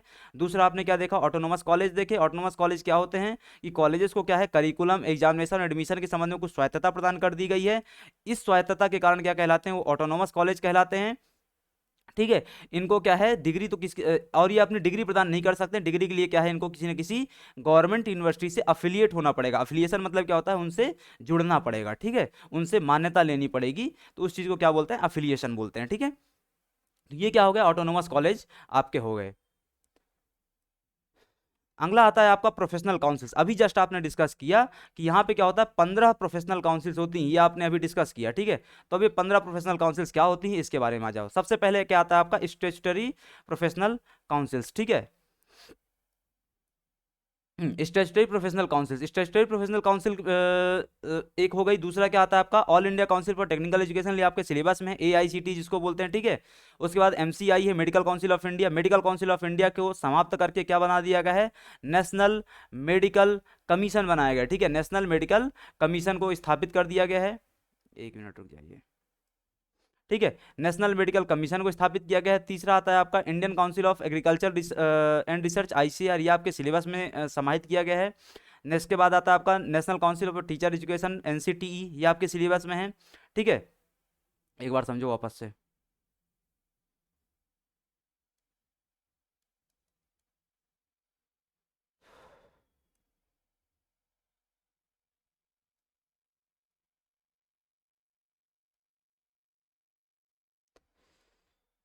चलो वापस आ जाओ, ठीक है। पहले क्या हुआ, स्टैट्यूटरी प्रोफेशनल काउंसिल हो गया। दूसरा क्या हो जाता है, AICT, जो कि क्या करता है, तकनीकी शिक्षा के लिए काम करता है। किसके लिए काम करता है, तकनीकी शिक्षा के लिए काम करता है। मेडिकल काउंसिल, इसकी जगह क्या आ गया है, नेशनल मेडिकल कमीशन आ गया है, जो मेडिकल शिक्षा के लिए काम करता है। इसके बाद आता है आपका ICAR, जो क्या है, कृषि शिक्षा और कृषि अनुसंधान से संबंधित काम करता है। उसके बाद आता है national council for teacher education, ये शिक्षक शिक्षा मतलब अध्यापकों की शिक्षा के संबंध में जो बातें होती हैं उसके लिए काम करता है। जैसे जो BEd और DEd कोर्सेज चलते हैं ना, वो सब इसी के तहत चलते हैं। इसके बाद डेंटल काउंसिल आती है, जो आपका क्या है डेंटल एजुकेशन होती है उसके लिए काम करता है। पीसीआई जो फार्मेसी एजुकेशन होती है, बी फार्मा एम फार्मा उसके लिए काम करती है। इंडियन नर्सिंग काउंसिल आती है आईएनसी, इसके द्वारा किसके लिए काम किया जाता है, जो नर्सिंग एजुकेशन होता है बीएससी वगैरह, BSc in nursing MSc in nursing होता है, ठीक है, उनके लिए काम करता है। बार काउंसिल होता है, बार काउंसिल किस चीज़ के लिए काम करता है, तो बार काउंसिल आपका किसके लिए काम करेगा, जो आपका वो होता है बीए एलएलबी कोर्स होता है, एलएलबी कोर्स होता है, एमएलबी कोर्स होता है, उसके लिए काम करेगा, ठीक है। इसके बाद आता है आपका सेंट्रल काउंसिल ऑफ होम्योपैथी, ये होम्योपैथी जो कोर्स होता है उसके लिए काम करेगा। Central council of Indian medicine, Indian medicine किसके लिए काम करेगा, आयुर्वेद और अन्य भारतीय जो चिकित्सा पद्धतियाँ हैं उनके लिए काम करेगा। काउंसिल ऑफ आर्किटेक्चर जो आपका बी आर्क का कोर्स होता है, किसका, बी आर्क का, बैचलर ऑफ आर्किटेक्ट, उसका जो कोर्स होता है उसके लिए काम करेगा। रिहैबिलिटेशन काउंसिल ऑफ इंडिया हो गई, national council of rural institute हो गया, और state council of higher education हो गई। इतनी काउंसिल्स बनी हुई हैं, इन सबको आपको पढ़ना है, इन सबको मतलब कि अधिकांश को आपको पढ़ना है, सभी को पढ़ने की आवश्यकता नहीं, क्योंकि आपके सिलेबस में वो नहीं है, ठीक है। चलो आ जाओ, अब चालू करते हैं कहानी। अच्छा, इसमें एक स्ट्रक्चर में इस चीज़ को थोड़ा सा और याद रख लो। स्ट्रक्चर में जो हमने अभी तक पूरा जो स्ट्रक्चर देखा हुआ था, ठीक है, वापस आ जाओ एक बार, चीज़ें पीछे छोड़ते मत जाना, ठीक है। यहाँ पे देखे थे हमने, ये हमारा स्ट्रक्चर देख रहे थे, इस स्ट्रक्चर के तहत हमने क्या देख लिया था, हमारा एक 3 टायर स्ट्रक्चर होता है। यूनिवर्सिटीज तो यूनिवर्सिटी के प्रकार देखे, कॉलेज तो कॉलेज के प्रकार देखे, ऑटोनोमस कॉलेज देखा, कोर्सेज होते हैं, कोर्सेज हमको अलग से पढ़ने की आवश्यकता नहीं है, ठीक है। उसके बाद हमने क्या देखा था, रेगुलेटरी, रेगुलेटरी में क्या आ जाता है आपका काउंसिल आती है, 15 प्रकार की काउंसिल अभी हमने जस्ट डिस्कस करी, ठीक है। अब इसमें आ जाता है आपका कि रेगुलेशन के संबंध में पूरा क्या है, एक मंत्रालय बना हुआ है, तो मंत्रालय के बारे में थोड़ा सा जानकारी रख लो, वो आपके लिए क्या है, थोड़ा सा महत्व का है, महत्व की चीज़ है। सबसे पहले क्या आता है, सेंट्रल एजुकेशन मिनिस्ट्री आती है। सेंट्रल एजुकेशन मिनिस्ट्री में क्या आ जाता है आपका, एक मंत्रीवर रहेंगे, वो मंत्रीवर क्या रहेंगे, केंद्रीय मंत्री कहलाएंगे, वो मंत्रीवर क्या रहेंगे, केंद्रीय मंत्री कहलाएंगे। ये जो मंत्री हैं, केंद्रीय मंत्री हैं, वो क्या हैं, मिनिस्ट्री ऑफ एजुकेशन के क्या है, चीफ रहेंगे, मिनिस्ट्री ऑफ एजुकेशन क्या है, हेड रहेंगे। अभी वर्तमान में ये जो मिनिस्ट्री ऑफ एजुकेशन के सेंट्रल मिनिस्टर हैं, धर्मेंद्र प्रधान जी हैं। कौन है, धर्मेंद्र प्रधान जी हैं। और धर्मेंद्र प्रधान जी के लिए उनकी सहायता के लिए 3 क्या बनाए गए हैं, एमओएस बनाए गए हैं, मिनिस्टर ऑफ स्टेट बोलते हैं जिसको, राज्य मंत्री का जिनको दर्जा प्रदान किया गया है, वो उनकी सहायता के लिए होते हैं। तो minister of state education ministry में वर्तमान समय में 3 हैं। कौन कौन है, अन्नपूर्णा देवी हैं, सुभाष सरकार हैं, और राजकुमार रंजन सिंह है, आर सिंह है, ठीक है। 3 लोग हैं। कौन, कहाँ कहाँ शामिल है वो, एमओएस का दर्जा प्राप्त है किस में, मिनिस्ट्री ऑफ एजुकेशन में। कौन कौन है, अन्नपूर्णा देवी, सुभाष सरकार और राजकुमार रंजन। ये तो क्या हो गया, सेंट्रल गवर्नमेंट, केंद्र सरकार की बात हो गई। आप तो भाई मध्य प्रदेश में बैठे हुए हैं, तो मध्य प्रदेश के बारे में भी जानकारी होनी चाहिए। तो एक डॉक्टर मोहन यादव करके हैं, वो डॉक्टर मोहन यादव हमारे क्या है, उच्च शिक्षा मंत्री हैं। अच्छे से याद रख लेना, मध्य प्रदेश के उच्च शिक्षा मंत्री कौन है, तो डॉक्टर मोहन यादव हैं। और मध्य प्रदेश में चिकित्सा शिक्षा मंत्री कौन है, तो डॉक्टर विश्वास सारंग है। चिकित्सा शिक्षा यहाँ अलग से क्यों बताया गया कि चिकित्सा शिक्षा भी क्या है आपका, हायर एजुकेशन का पार्ट है, ठीक है। तो विश्वास सारंग को नाम याद रखना है, वो चिकित्सा शिक्षा मंत्री हैं। डॉक्टर मोहन यादव का नाम रखना है, वो उच्च शिक्षा मंत्री हैं, ठीक है। इतनी बात आपको याद रखनी है। इसके बाद आता है आपका यूजीसी, ठीक है। अब आपको सिलेबस आपको पता है, ठीक है, सिलेबस आपको पता है। अगर नहीं पता है तो एक बार देख लीजिएगा, जो आपका पहला यूनिट है उस पहले यूनिट में क्या बातें की गई हैं, पहले यूनिट के सिलेबस में। तो पहले यूनिट के सिलेबस में उच्च शिक्षा, उसका ढांचा क्या है, संरचना क्या है, इसकी बात की गई थी। वो अभी जस्ट पूरा हमने डिस्कस कर लिया 7-8 स्लाइड में। उसके बाद अलग अलग काउंसिल्स हैं, जो अभी 15 काउंसिल, और 15 काउंसिल में से लगभग 7-8 से 9 काउंसिल आपके उसमें सिलेबस में दी हुई हैं, उनको अब हम यहाँ से डिस्कस करेंगे। उन काउंसिल के पहले एक आयोग दिया हुआ है, वो क्या है आपका, यूजीसी, यूनिवर्सिटी ग्रांट कमीशन, विश्वविद्यालय अनुदान आयोग, ठीक है। अब इसके बारे में हमको क्या करनी है, चर्चा करनी है। यहाँ तक किसी को कोई डाउट हो तो बता सकते हैं, कमेंट सेक्शन में आप लोग डाउट वगैरह बता दीजिएगा। अगर किसी कुछ डाउट रहेगा तो पिछली क्लास में हम क्लियर कर लेंगे। पिछले बार के वीडियो में, पहले लेक्चर में आपके बहुत सारे कमेंट थे, वो कमेंट सब आपके लगभग एक ही पॉइंट से संबंधित है कि सिलेबस कंप्लीट करवा दीजिए। हाँ, सिलेबस कंप्लीट करवाने के लिए आए हुए हैं, सिलेबस आपका कंप्लीट करवाया जाएगा। खंडवा की जिम्मेदारी लेते हैं, खंडवा आपका सिलेबस कंप्लीट करवाएंगे। खंडवा की जिम्मेदारी हम नहीं लेते हैं, उसको भी करवाएंगे बट हम जिम्मेदारी नहीं ले रहे हैं, ठीक है। उसको आप अपने स्तर पे कर सकते हैं, बहुत ही आसान सिलेबस है। उसके लिए मैंने बुक लिस्ट बताई हुई थी। दर्पण की आपको जितनी पुस्तकें आती हैं, ठीक है, दर्पण की जो पुस्तकें आती हैं उनको आप उठाइए। बहुत ही शॉर्ट एंड स्वीट वे में बातें की गई हैं, खास करके जो आपका इतिहास, साहित्य एवं संस्कृति और मध्य प्रदेश की अर्थव्यवस्था, भूगोल, राजनीति, ये वाला पोर्सन है, उसके लिए बहुत ही आसान माध्यम में चीज़ों को समझाया गया है। आपको कम समय में चीज़ें कवर हो जाएंगी, ठीक है। खंडवा की जिम्मेदारी ली गई है तो खंडवा आपको कवर करवाया जाएगा, ठीक है। सबसे पहले आता है आपका university grant commission. University grant commission, अब यहाँ से देखो, यहाँ पे जो चीज़ें बताई जाएंगी, इन चीज़ों को आपको एज इट इज याद रख लेना है कि हाँ, ये मेरे लिए बहुत ज़्यादा महत्व की चीज़ है, ठीक है। उसके अनुसार से सबसे पहले क्या आता है, स्थापना स्थापना कब की गई? 28 दिसंबर 1953 को की गई। ठीक है, क्या इंपॉर्टेंट है आपके लिए इस स्थापना में कि कब स्थापना हुई? 28 दिसंबर 1953 को स्थापना की गई। 1956 में यूजीसी एक्ट, बाद में उसको यूजीसी एक्ट ला करके क्या दिया गया? सांविधिक दर्जा प्रदान किया गया। ठीक है, सबसे पहले क्या हुआ? 28 दिसंबर 1953 को एक क्या बोलना चाहिए उसको? एग्जीक्यूटिव ऑर्डर से, क्या बोलना चाहिए उसको? Executive order. एग्जीक्यूटिव ऑर्डर मतलब क्या होता है? एक प्रशासकीय आदेश निकाल दिया गया, एक कार्यकारी आदेश निकाल दिया गया। ठीक है, एक क्या है? कार्यकारी आदेश निकाला गया सरकार द्वारा, और क्या कर दिया गया? इस यूनिवर्सिटी की, इस आयोग की स्थापना कर दी गई। बाद में 1956 में यूजीसी अधिनियम लाया गया, विश्वविद्यालय अनुदान आयोग अधिनियम लाया गया, और उस अधिनियम के तहत क्या कर दिया गया? उस अधिनियम के तहत क्या किया गया? 1956 में यूजीसी को मान्यता उसको वैधानिकता प्रदान कर दी गई, या उस वैधानिकता को क्या बोला जाता है? सांविधिक दर्जा प्रदान किया गया। ठीक है, क्लियर पॉइंट कि 28 दिसंबर 1953 को स्थापना हुई थी एक कार्यकारी आयोग के तौर पे, बाद में उसको एक वैधानिक आयोग बनाया गया 1956 में अधिनियम ला करके। ठीक है, इनॉग्रेशन किसने किया था? उस समय के जो शिक्षा मंत्री थे उन्होंने इनॉग्रेशन कर दिया था। उस समय शिक्षा मंत्री कौन थे? हमारे मौलाना अबुल कलाम आज़ाद थे। इसका हेडक्वार्टर नई दिल्ली में है। इसके 6 रीजनल हेडक्वार्टर भी हैं। हेडक्वार्टर तो कहाँ हो गया? नई दिल्ली में है। इसके 6 केंद्रीय इसके 6 क्षेत्रीय कार्यालय भी है। रीजनल मतलब क्षेत्रीय, रीजनल मतलब क्या है? क्षेत्रीय कार्यालय भी है इसके। उनमें से एक कार्यालय कहाँ है? भोपाल में है। एक कार्यालय कहाँ है? भोपाल में है। बाकी कार्यालय कहाँ है? पुणे, हैदराबाद, कोलकाता, गुवाहाटी और बेंगलोर। अच्छे से याद रख लो, 6 के हैं। कितने हैं? 6 क्षेत्रीय कार्यालय हैं। उनमें से कितने कौन कौन से हैं? पुणे, हैदराबाद, कोलकाता, भोपाल, गुवाहाटी और बेंगलोर। ये क्या हो जाते हैं? आपके 6 यूजीसी के क्या हो जाते हैं? क्षेत्रीय कार्यालय हो जाते हैं। इसकी संरचना की बात करें तो क्या है? एक पूर्णकालिक अध्यक्ष होगा, एक उपाध्यक्ष होगा, इसके अलावा 12 पूर्णकालिक सदस्य होंगे।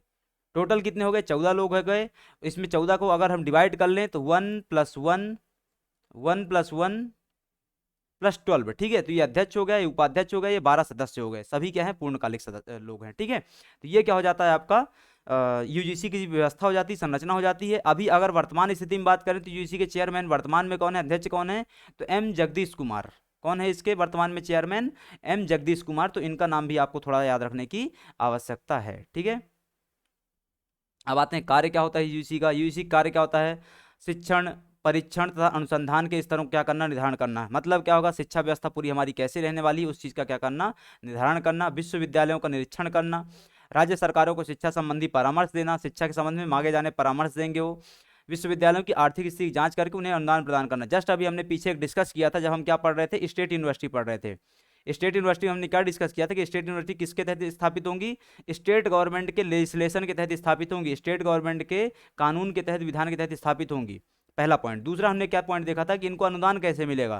तो अनुदान या तो स्टेट गवर्नमेंट स्वयं प्रदान करेगी या फिर सेंट्रल गवर्नमेंट प्रदान करेगी। पर सेंट्रल गवर्नमेंट डायरेक्ट अनुदान न प्रदान करके किसके माध्यम से प्रदान करती है? यूजीसी के माध्यम से प्रदान करती है। वही तो हमने बात यहाँ पे देखी ना कि विश्वविद्यालयों की आर्थिक स्थिति जांच करके उन्हें क्या करना? अनुदान प्रदान करना। इसके अलावा क्या जाता है आपका कि विश्वविद्यालयों महाविद्यालयों को मान्यता देना, व उनकी उनकी मान्यता क्या कर देना? निरस्त कर देना। इसके अलावा एनईटी एग्जाम को संचालित करना, जो आपका नेशनल एलिजिबिलिटी टेस्ट होता है। ठीक है, नेशनल एलिजिबिलिटी टेस्ट, राष्ट्रीय पात्रता परीक्षा जो होती है, उस एग्जाम को भी क्या करवाता है? कंडक्ट करवाता है। आज की तारीख में यूजीसी दरअसल करवा तो यूजीसी रहा है, बट उसको एक नई व्यवस्था बनाई गई है एनटीए नाम की। ठीक है, नेशनल टेस्टिंग एजेंसी बनाई गई है, उसके माध्यम से उसको करवाया जा रहा है। तो एग्जैक्टली आप अपने उस हिसाब से देख सकते हैं कि कई बार यूजीसी भी लिखा आ सकता है, कई बार एनटीए भी लिखा आ सकता है। तो दोनों भी क्या, दोनों स्थिति में क्या है? दोनों सही रहेंगे। ठीक है, तो उसमें कंफ्यूज होने की आपको आवश्यकता नहीं है। अब आता है उसमें कमियां क्या हैं। ये तो कार्य हो गए। ठीक है, अब इसमें कमियां क्या हैं आपके? इसमें यूजीसी में व्यापक अधिकार है परंतु उत्तरदायित्व का अभाव है। व्यापक अधिकार तो प्रदान कर दिए गए, ये सब यहाँ पे अधिकारी तो हैं, मान्यता दे रहे हैं, मान्यता निरस्त कर रहे हैं, उसके अलावा क्या कर रहे हैं? एग्जाम कंडक्ट करवा रहे हैं और अनुदान प्रदान कर रहे हैं। पर यहाँ पे समस्या क्या है कि उनके अंदर उत्तरदायित्व का क्या है? अभाव है। पहला पॉइंट। दूसरा कि केंद्र और राज्य के विश्वविद्यालयों के मध्य वित्त पोषण में क्या करते हैं? भेदभाव करते हैं। केंद्र वालों को ज़्यादा देते हैं, राज्य वालों को कम देते हैं। ये भेदभाव बना रहता है। दूसरा भेदभाव कैसे करते हैं? राज्यों के मध्य भेदभाव करते हैं कि अगर क्या हमारे हमारे पसंद के, हमारे दल की सरकार है तो वहाँ पे ज़्यादा देंगे, और हमारे पसंद के दल की सरकार नहीं है तो वहाँ पे क्या कर देंगे? कम कर देंगे। इसके अलावा यूजीसी का तानाशाही रवैया है, क्या रवैया है कि महाविद्यालयों पर रोक लगाते हैं, कम वित्त पोषण करते हैं, मतलब सब मनमानी ढंग से क्या है कार्य चल रहा है। तो ये बातें क्या हो जाती हैं, यूजीसी के कमियों के तहत आ जाती हैं। ठीक है, तो इस चीज़ को आपने देख लिया कि यूजीसी पे हमने क्या क्या देखा, स्थापना क्या है, इनॉग्रेशन किसने किया, उसका उद्घाटन जिसको बोलते हैं, मुख्यालय क्या है, संरचना क्या है, उसके क्षेत्रीय कार्यालय कहाँ कहाँ है, जिसमें से भोपाल में है, अच्छे से याद रख लेना। इसके अलावा चेयरमैन कौन है, एम जगदीश कुमार, उसके कार्य और कमियां देख ली। अब अगला आ जाता है आपका इसमें एक नैक आता है। नैक क्या आ जाता है, एक क्रेडिएशन काउंसिल होती है, या उसको क्या बोला जाता है, एक मूल्यांकन संस्था है, ये रेटिंग संस्था है, ये रेटिंग प्रदान करती है, क्या प्रदान करती है, रेटिंग प्रदान करती है, किसको, कॉलेजेस को, यूनिवर्सिटीज को, या अन्य इंस्टीट्यूशंस को रेटिंग प्रदान करती है। तो एनएसी एक ऐसा संगठन है जो भारत में उच्च शिक्षा संस्थानों का आकलन करके उन्हें मान्यता प्रदान करता है। यह भारत सरकार के विश्वविद्यालय अनुदान आयोग द्वारा वित्त पोषित एक स्वायत्त निकाय है, जिसका मुख्यालय कहाँ है, बेंगलोर में है। अच्छे से याद रख लो, ठीक है, क्या याद रख लो कि इसका मुख्यालय कहाँ है, बेंगलोर में है। मुझे पता है आप कहाँ लगा के आ जाओगे, दिल्ली लगा के आओगे। क्यों भाई, क्योंकि आपको लगेगा कि पहली बात तो आपको पता नहीं था, दूसरी बात जब पता नहीं तो उस स्थिति में क्या करेंगे, हम तुक्का मारेंगे, ऐसा लगे यार इतना बड़ा संस्थान है, दिल्ली तो होगा ही नहीं भैया, इसका मुख्यालय कहाँ है, बेंगलोर में। अच्छे से याद रखो, ठीक है, पहला पॉइंट। दूसरा कि इसका वित्त पोषण कौन करता है, तो इसका वित्त पोषण यूजीसी द्वारा किया जाता है। अब आते हैं इसकी स्थापना में। तो इसकी स्थापना 1994 में की गई थी, राष्ट्रीय शिक्षा नीति 1986 की सिफारिशों के आधार पर। राष्ट्रीय शिक्षा नीति 1986 को जस्ट अभी हाल ही में बदल दिया गया राष्ट्रीय शिक्षा नीति 2020 के माध्यम से। न्यू एजुकेशन पॉलिसी, नई शिक्षा नीति 2020 के माध्यम से उसको क्या कर दिया गया, प्रतिस्थापित कर दिया गया। आपके सिलेबस में 2020 वाला एजुकेशन पॉलिसी पूरा दिया हुआ है, तो हम जब 2020 वाला एजुकेशन पॉलिसी पढ़ेंगे तो हम देखेंगे 1986 जो वाली जो पॉलिसी थी वो क्या थी, उसके पहले जो पॉलिसी प्रथम शिक्षा नीति जो हमारी थी वो क्या थी, ठीक है, और बीच में जो संशोधन हुआ वो क्या था, उस पूरी व्यवस्था को हम समझेंगे, उसके बाद 20 वाले की हम चर्चा करेंगे। ठीक है, आने वाले लेक्चर्स में हो सकता है 4 से 5 लेक्चर बाद हम इन सब चीज़ों को कवर करना चालू करेंगे। ठीक है, तो ये भारत सरकार के क्या है, यूजीसी द्वारा वित्त पोषित हो गया, बेंगलोर में मुख्यालय हो गया, 1994 में स्थापित कर दिया गया, किसके रिकमेंडेशन पर, 1986 वाली राष्ट्रीय शिक्षा नीति की सिफारिशों के आधार पर। पहला टिप, ठीक है, इसको याद रखना है। इसके बाद क्या है कि यह नीति शिक्षा की गुणवत्ता में गिरावट के मुद्दों को दूर करने के उद्देश्य से क्या है, उद्देश्य पर केंद्रित है। मतलब क्या है, शिक्षा के स्तर में क्या हो रही है, निरंतर गिरावट आ रही है। शिक्षा के स्तर में निरंतर गिरावट किसके स्तर पे आ रही है, कॉलेजेस के स्तर पे आ रही है, यूनिवर्सिटीज के स्तर पे आ रही है। ठीक है, तो यहाँ पे क्या करता है, उस गिरावट को क्या करने का, गुणवत्ता को मापने का एक लोग काम करते हैं।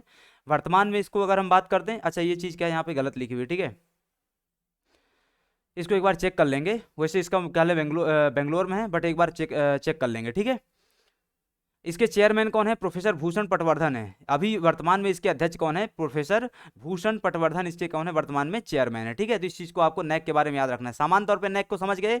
नैक क्या करता है, नेशनल एक्रेडिटेशन काउंसिल हो गई, ये लोग करते क्या है एग्जैक्टली, तो ये लोग का काम क्या होता है सामान्य सा, कि ये लोग क्या करते हैं, कॉलेज और यूनिवर्सिटीज को रेटिंग प्रदान करते हैं। जैसे होता क्या होगा, आपने देखा होगा बहुत सारे कॉलेज यूनिवर्सिटी के बारे में, ये कॉलेज क्या है B+ रेटिंग का है, ये कॉलेज क्या है A रेटिंग का है, ये कॉलेज क्या है A+ रेटिंग का है। ये जो A+, B+, A जो रेटिंग ये सब कौन प्रदान करके गया होता है, नैक द्वारा प्रदान की गई रेटिंग्स होती हैं। ठीक है, इसके बाद आता है आपका AICTE। AICTE आपका क्या है, किससे संबंधित है, पूरा तकनीकी शिक्षा से संबंधित है। ठीक है, अखिल भारतीय तकनीकी शिक्षा परिषद द्वारा ये काम किया जाता है। ठीक है, अखिल भारतीय तकनीकी शिक्षा परिषद द्वारा ये काम किया जाता है।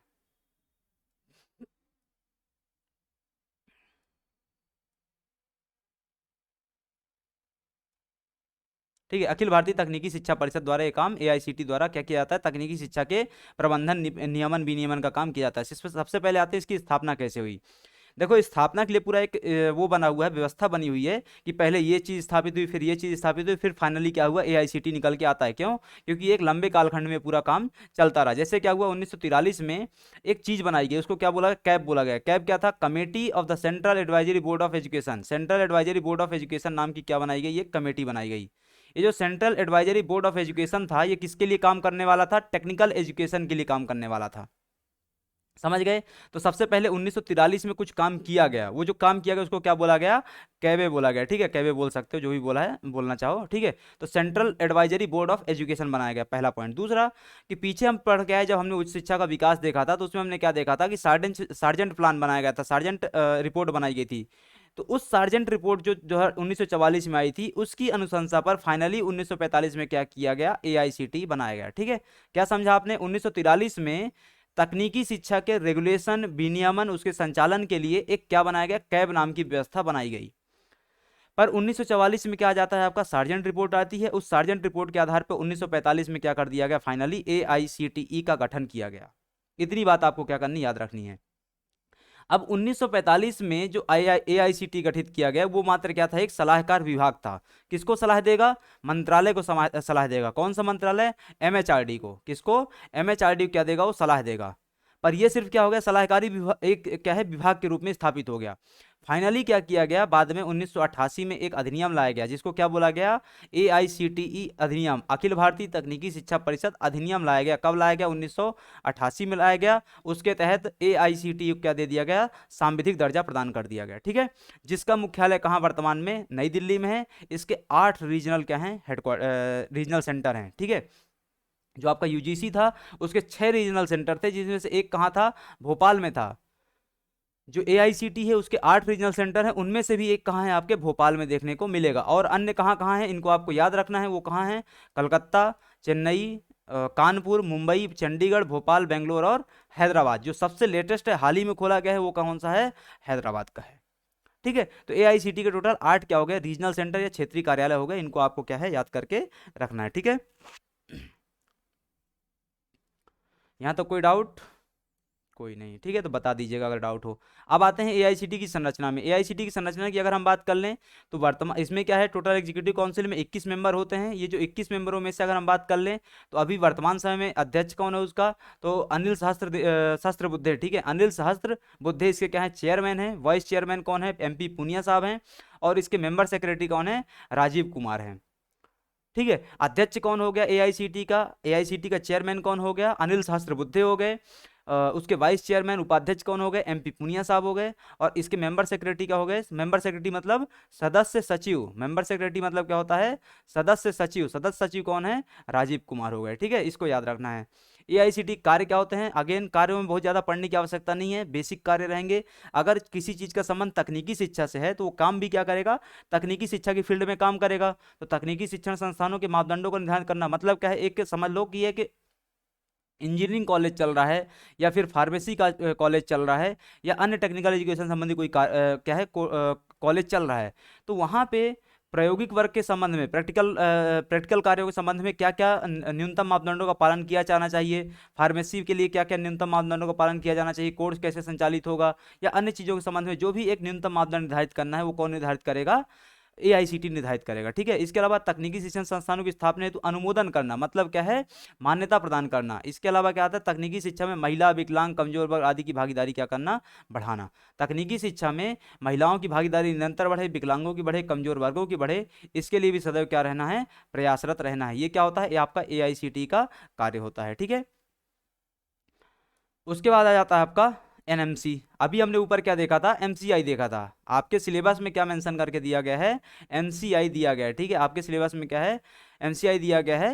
या दूसरा क्या है, जो हमने ऊपर 15 काउंसिल देखी थी उसमें क्या मेंशन किया गया था, MCI मेंशन किया गया था। पर आज की तारीख में MCI को समाप्त करके क्या बना दिया गया, नेशनल मेडिकल कमीशन बनाया गया, जिसको आप राष्ट्रीय चिकित्सा आयोग बोल सकते हैं, जिसको आप राष्ट्रीय आयुर्विज्ञान आयोग भी बोल सकते हैं। दोनों चीज़ें क्या हो जाएंगी, एक ही हो जाएंगी। ठीक है, अब समझते हैं ये है क्या। जो आपका NMC बनाया गया उसको गठन कब किया गया, 25 सितंबर 2020 को उसको गठन किया गया। किसके माध्यम से गठन हुआ, तो राष्ट्रीय आयुर्विज्ञान आयोग अधिनियम कब लाया गया था, 2019 में। मतलब NMC एक्ट लाया गया था, नेशनल मेडिकल कमीशन एक्ट लाया गया था। कब लाया गया, 2019 में। इस एक्ट के आधार पे 25 सितंबर 2020 में क्या कर दिया गया, इसकी स्थापना कर दी गई। अब इसमें देखते हैं संरचना क्या है। संरचना में जाओगे तो अध्यक्ष के अलावा, एक तो क्या हो गया, अध्यक्ष हो गया। अध्यक्ष के अलावा 10 पदेन सदस्य, 22 अंशकालिक सदस्य होंगे, जिन्हें सरकार द्वारा क्या किया जाता है, नियुक्त किया जाता है। तो 1 + 10 + 22, 1 + 10 + 22। ठीक है, तो एक अध्यक्ष होगा, 10 पदेन सदस्य होंगे, 22 अंशकालिक सदस्य होंगे। ये जो 10 पदेन सदस्य हैं, 22 अंशकालिक सदस्य हैं, इनका फर्दर क्या हो जाता है, डिवीजन हो जाता है। किसमें, तो नेशनल मेडिकल एजुकेशन जो है, नेशनल मेडिकल कमीशन जो है वो दो प्रकार की चीज़ों को मैनेज करता है। एक UG एजुकेशन को, एक PG एजुकेशन को। UG एजुकेशन मतलब समझ लो MBBS, PG एजुकेशन मतलब समझ लो कि अलग अलग स्ट्रीम्स में जो वो होता है, पोस्ट ग्रेजुएशन होता है मेडिकल क्षेत्र में, वो हो गया। तो एक इसको मैनेज करने के लिए क्या बना दिया गया, एडमिनिस्ट्रेटिव बॉडी बना दी गई, और एक इसको मैनेज करने के लिए एडमिनिस्ट्रेटिव बॉडी बना दी गई है। तो जो मेंबर आते हैं, 10 पदेन सदस्य, 22 अंशकालिक सदस्य, वो आके यहाँ पे क्या हो जाते हैं, डिवाइड हो जाते हैं। ठीक है, तो ये क्या होता है आपका नेशनल मेडिकल कमीशन की संरचना होती है। अभी वर्तमान समय में इसके अध्यक्ष कौन है, तो डॉक्टर सुरेश चंद्र शर्मा इसके क्या है वर्तमान समय में नेशनल मेडिकल कमीशन के अध्यक्ष हैं। ठीक है, उद्देश्य क्या होता है, तो गुणवत्ता और सस्ती चिकित्सा शिक्षा तक क्या करना, पहुंच सुनिश्चित करना, सभी को प्रॉपर रूप से चिकित्सा शिक्षा मिल सके, मेडिकल एजुकेशन मिल सके, इस चीज को क्या करना, सुनिश्चित करना। बहुत सारे लोग मेडिकल की पढ़ाई सिर्फ इसलिए नहीं कर पाते क्योंकि फीस ज्यादा है, तो फीस कम रहे, ये चीज सुनिश्चित करने का दायित्व किसका है, एनएमसी का है। दूसरा कि देश के सभी हिस्सों में पर्याप्त और उच्च गुणवत्ता वाले चिकित्सकों की उपलब्धता सुनिश्चित करना। पहले तो क्या कर देना है आपको, मेडिकल एजुकेशन सुनिश्चित करनी है, फिर दूसरा क्या सुनिश्चित करना है आपको, चिकित्सकों की उपलब्धता सुनिश्चित करनी। ग्रामीण क्षेत्रों में चिकित्सकों की क्या रहती है, कमी रहती है, शहरी क्षेत्रों में चिकित्सकों की अधिकता रहती है। ग्रामीण क्षेत्रों में आबादी जबकि अधिक है, शहरी क्षेत्रों में आबादी कंपेरेटिवली क्या है, कम है, पर कमी तो कहाँ ग्रामीण क्षेत्रों में शिक्षकों की, टीचर्स की, सॉरी डॉक्टर्स की, है ना। तो ये जो गैप होता है इस चीज़ को क्या करना, भरना। इसके अलावा समान और सार्वभौमिक स्वास्थ्य देखभाल को बढ़ावा देना, जो आप क्या बोलते हैं, यूनिवर्सल हेल्थ बोलते हैं, जिसको आप क्या बोलते हैं, यूनिवर्सल हेल्थ। ठीक है, यूनिवर्सल हेल्थ का जो कॉन्सेप्ट है उसको क्या करना, लागू करना, मतलब सबको सभी समय पर न्यूनतम कीमत पर चिकित्सा सेवाएं मिल सके, इसको क्या बोलते हैं, हम सार्वभौमिक स्वास्थ्य बोलते हैं।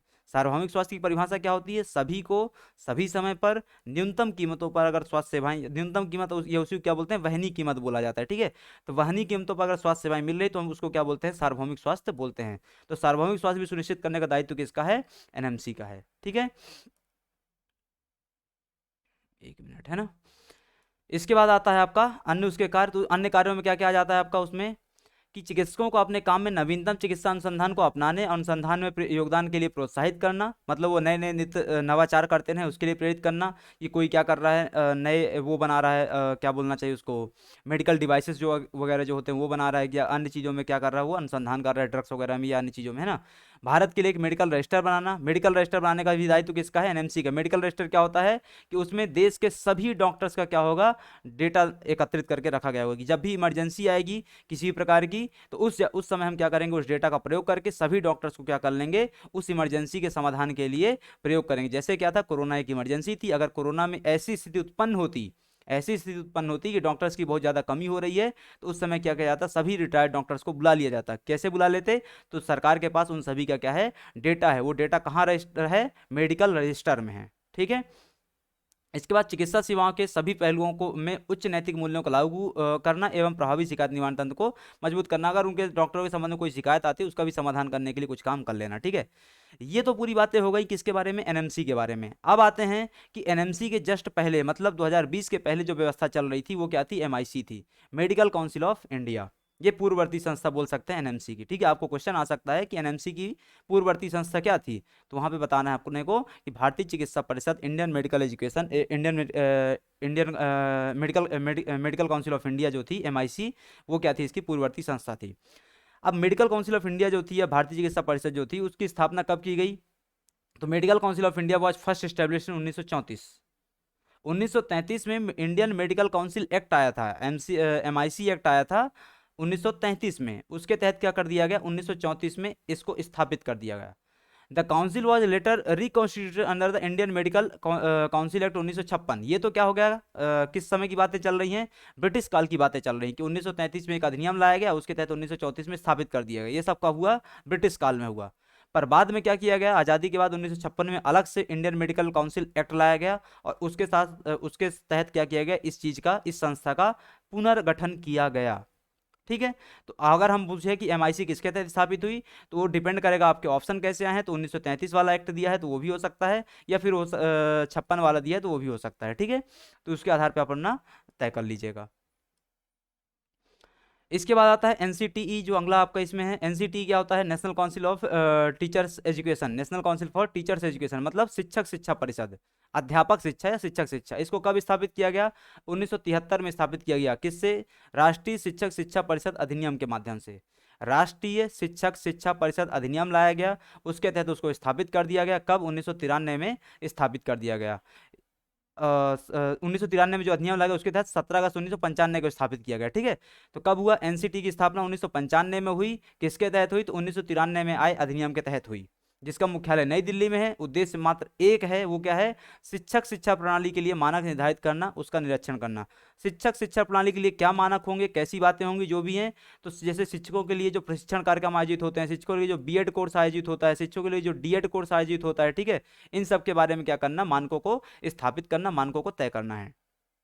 कार्य क्या होता है इस चीज का, एक मिनट ना, कार्य क्या होता है, तो राज्यों को अध्यापक शिक्षा संबंधी विषयों में क्या देना, परामर्श देना, शिक्षकों हेतु योजना तैयार करना, और शिक्षक शिक्षा के क्षेत्र में नवाचार को क्या करना, प्रोत्साहित करना। इतना सा क्या होता है, इन लोगों का कार्य होता है, ठीक है। अब आता है BCI, bar council of India. Bar council of India की स्थापना कब की गई? बार काउंसिल ऑफ इंडिया की स्थापना 1961 में की गई थी। किसके आधार पे? दास समिति बनाई गई थी। क्या बनाई गई थी? दास समिति बनाई गई थी। कब बनाई गई? 1953 में दास समिति बनाई गई थी, 1953 में। उसके आधार पे 1961 में क्या किया कर दिया गया, बार काउंसिल ऑफ इंडिया को स्थापित कर दिया गया। तो वो जो 1961 में स्थापना हुई थी वो किसके तहत हुई थी? तो एडवोकेट्स एक्ट आया था। इस चीज को अच्छे से याद रख लो, कोई मतलब आपको कंफ्यूजन हो सकता है ना, बोले अगर प्रश्न आया कि बार काउंसिल ऑफ इंडिया की स्थापना किसके तहत दी गई, एक ऑप्शन दिया है bar council of India act 1961 के तहत किया गया।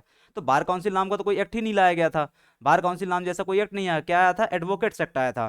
तो एडवोकेट्स एक्ट 1961 के तहत, उसकी धारा 4 के तहत क्या कर दिया गया, 1961 में स्थापित किया गया। और ये जो एडवोकेट्स एक्ट है या उसकी स्थापना है वो पूरा किसके तहत हो रहा था? दास समिति की अनुशंसा पर काम हो रहा था। वर्तमान समय में बार काउंसिल ऑफ इंडिया के जो चेयरमैन है वो कौन है? डॉक्टर मनन कुमार मिश्रा है। कौन है? डॉक्टर मनन कुमार मिश्रा। ये जो बार काउंसिल ऑफ इंडिया है उसका हेडक्वार्टर कहाँ? नई दिल्ली में है। एक छोटा सा कंफ्यूजन हो सकता है आपको, इस कंफ्यूजन को अभी यहीं क्लियर कर देते हैं, ठीक है। क्या कंफ्यूजन हो सकता है? कई बार आप कंफ्यूज हो सकते हैं कि बीसीआई ये क्या है, अभी हम जो पढ़ रहे हैं बीसीआई, ठीक है, बार काउंसिल ऑफ इंडिया, और एक होता है bar association. Bar association, BCI एक सरकारी संगठन है। क्यों? क्योंकि ये एडवोकेट एक्ट है, मतलब सरकार के एक कानून के तहत स्थापित हुआ है, ठीक है।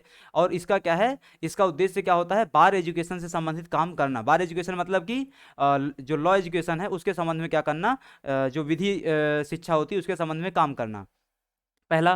दूसरा होता है कि बार एसोसिएशन। ये बार एसोसिएशन क्या होता है? एक प्राइवेट संगठन होता है।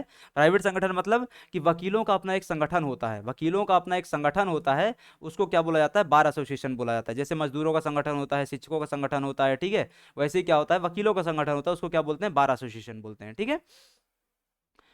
अब आता है बार एसोसिएशन का उद्देश्य क्या होता है, सॉरी कंफ्यूजन हो गया ना, बार एसोसिएशन नहीं, बार काउंसिल ऑफ इंडिया है ना, बार एसोसिएशन। अब उसको बार एसोसिएशन को दिमाग से बाहर निकालो, ठीक है। वो क्या है? एक प्राइवेट संगठन है, बस कंफ्यूजन ना हो इसके लिए बताया गया था। बार काउंसिल ऑफ इंडिया के उद्देश्य क्या होते हैं उस चीज को समझो। तो भारत में विधि व्यवसाय क्या करना, नियमित करना। भारत में विधि व्यवसाय मतलब क्या है?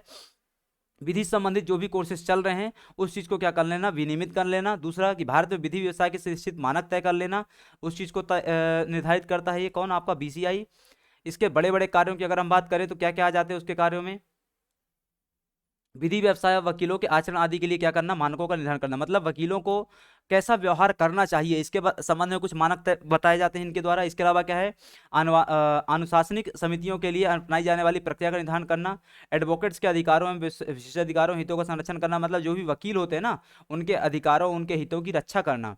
विधि सुधारों को प्रोत्साहित करना, मतलब समझ लो कि सरकार द्वारा कोई वो किया जा रहा है, विधि सुधार संबंधी कार्य किया जा रहा है, ठीक है, तो ये लोग क्या करते हैं, उसको प्रोत्साहित करने का काम करते हैं। बोले हाँ हाँ आपने अच्छा काम किया है, ठीक है, अब आप इसमें और ये भी परिवर्तन कर सकते हैं। दरअसल क्या होता है, विधि सुधार संबंधी जो काम होता है पूरा किसका होता है? लॉ कमीशन का होता है। किसका होता है? विधि आयोग का होता है। पर ये लोग क्या करते हैं, सिर्फ प्रोत्साहन के लिए बैठे होते हैं, ठीक है। इसके अलावा क्या है, एडवोकेट्स की डिग्री देने के लिए क्या करना, विधि विधि विश्वविद्यालयों को एडवोकेट्स की डिग्री देने के लिए क्या करना, मान्यता देना। जो लॉ यूनिवर्सिटीज होती हैं, क्या होता है, जो लॉ यूनिवर्सिटीज होती हैं उनको क्या करना, जैसे समझ लो कि हैदराबाद में लॉ यूनिवर्सिटी चल रही है, देश की सबसे प्रतिष्ठित यूनिवर्सिटी में आती है, वो क्या आती है आपकी, नालसार, ठीक है। क्या होती है? नालसार। तो नालसार क्या कर रही है, आपको डिग्री प्रदान कर रही है लॉ एजुकेशन के संबंध में, तो उसको मान्यता कौन दे रहा होगा? आपका बार काउंसिल ऑफ इंडिया दे रहा होगा, ठीक है। बार काउंसिल ऑफ इंडिया द्वारा एडवोकेट्स की डिग्री को मान्यता प्रदान की जाती है, यूनिवर्सिटीज को मान्यता प्रदान की जाती है, निःशुल्क विधिक सहायता प्रदान की जाती है। जो आपका नालसा सालसा डालसा चलता है, ठीक है, क्या चलता है? नालसा सालसा और डालसा, ठीक है। नेशनल लेवल पे क्या कर दिया गया, एक व्यवस्था बना दी गई, स्टेट लेवल पे एक व्यवस्था बनाई गई और डिस्ट्रिक्ट लेवल पे एक व्यवस्था बनाई गई। इस पूरी व्यवस्था का उद्देश्य क्या होता है, गरीबों को निःशुल्क विधिक सहायता प्रदान करना। तो गरीबों को निःशुल्क विधिक सहायता प्रदान करने का काम किसके द्वारा करवाया जा रहा है, बीसीआई के द्वारा करवाया जा रहा है। इसके अलावा विधि विषयों पर सेमिनार आयोजित करना, अनुसूचित जनजातियों को विधिक सहायता प्रदान करना और एडवोकेट्स को सनद देने के लिए परीक्षा का आयोजन करना। मतलब क्या है, उनको जागरूक करने के लिए क्या कर लेना, विभिन्न अलग अलग समय पर परीक्षा अथवा प्रशिक्षण का आयोजन करते रहते हैं लोग। ठीक है, तो ये पूरा क्या था आपका बार काउंसिल ऑफ इंडिया के बारे में जानकारी थी। ठीक है, इसके बाद आता है आपका PCI, pharmacy council of India. ये उसी को क्या बोलता है, फार्मेसी को क्या बोला जाता है हिंदी में, भेषजी।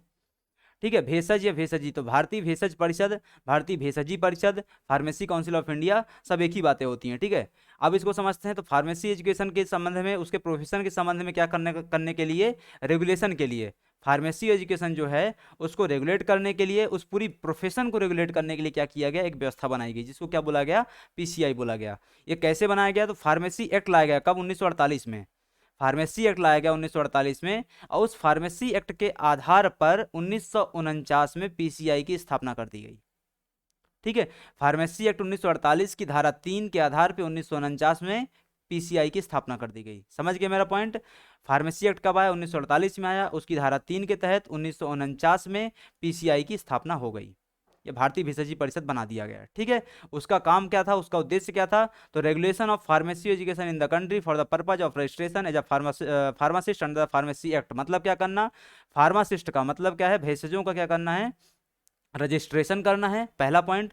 दूसरा, फार्मेसी एजुकेशन को रेगुलेट करना, मतलब विनियमित करना है कि वो लोग किस प्रकार से फार्मेसी एजुकेशन के लिए सिलेबस डिसाइड करेंगे, फार्मेसी एजुकेशन की डिग्री के संबंध में क्या पढ़ाया जाएगा, इन सब चीज़ों को क्या करेगा, कौन कौन डिसाइड करेगा, पीसीआई डिसाइड करता है।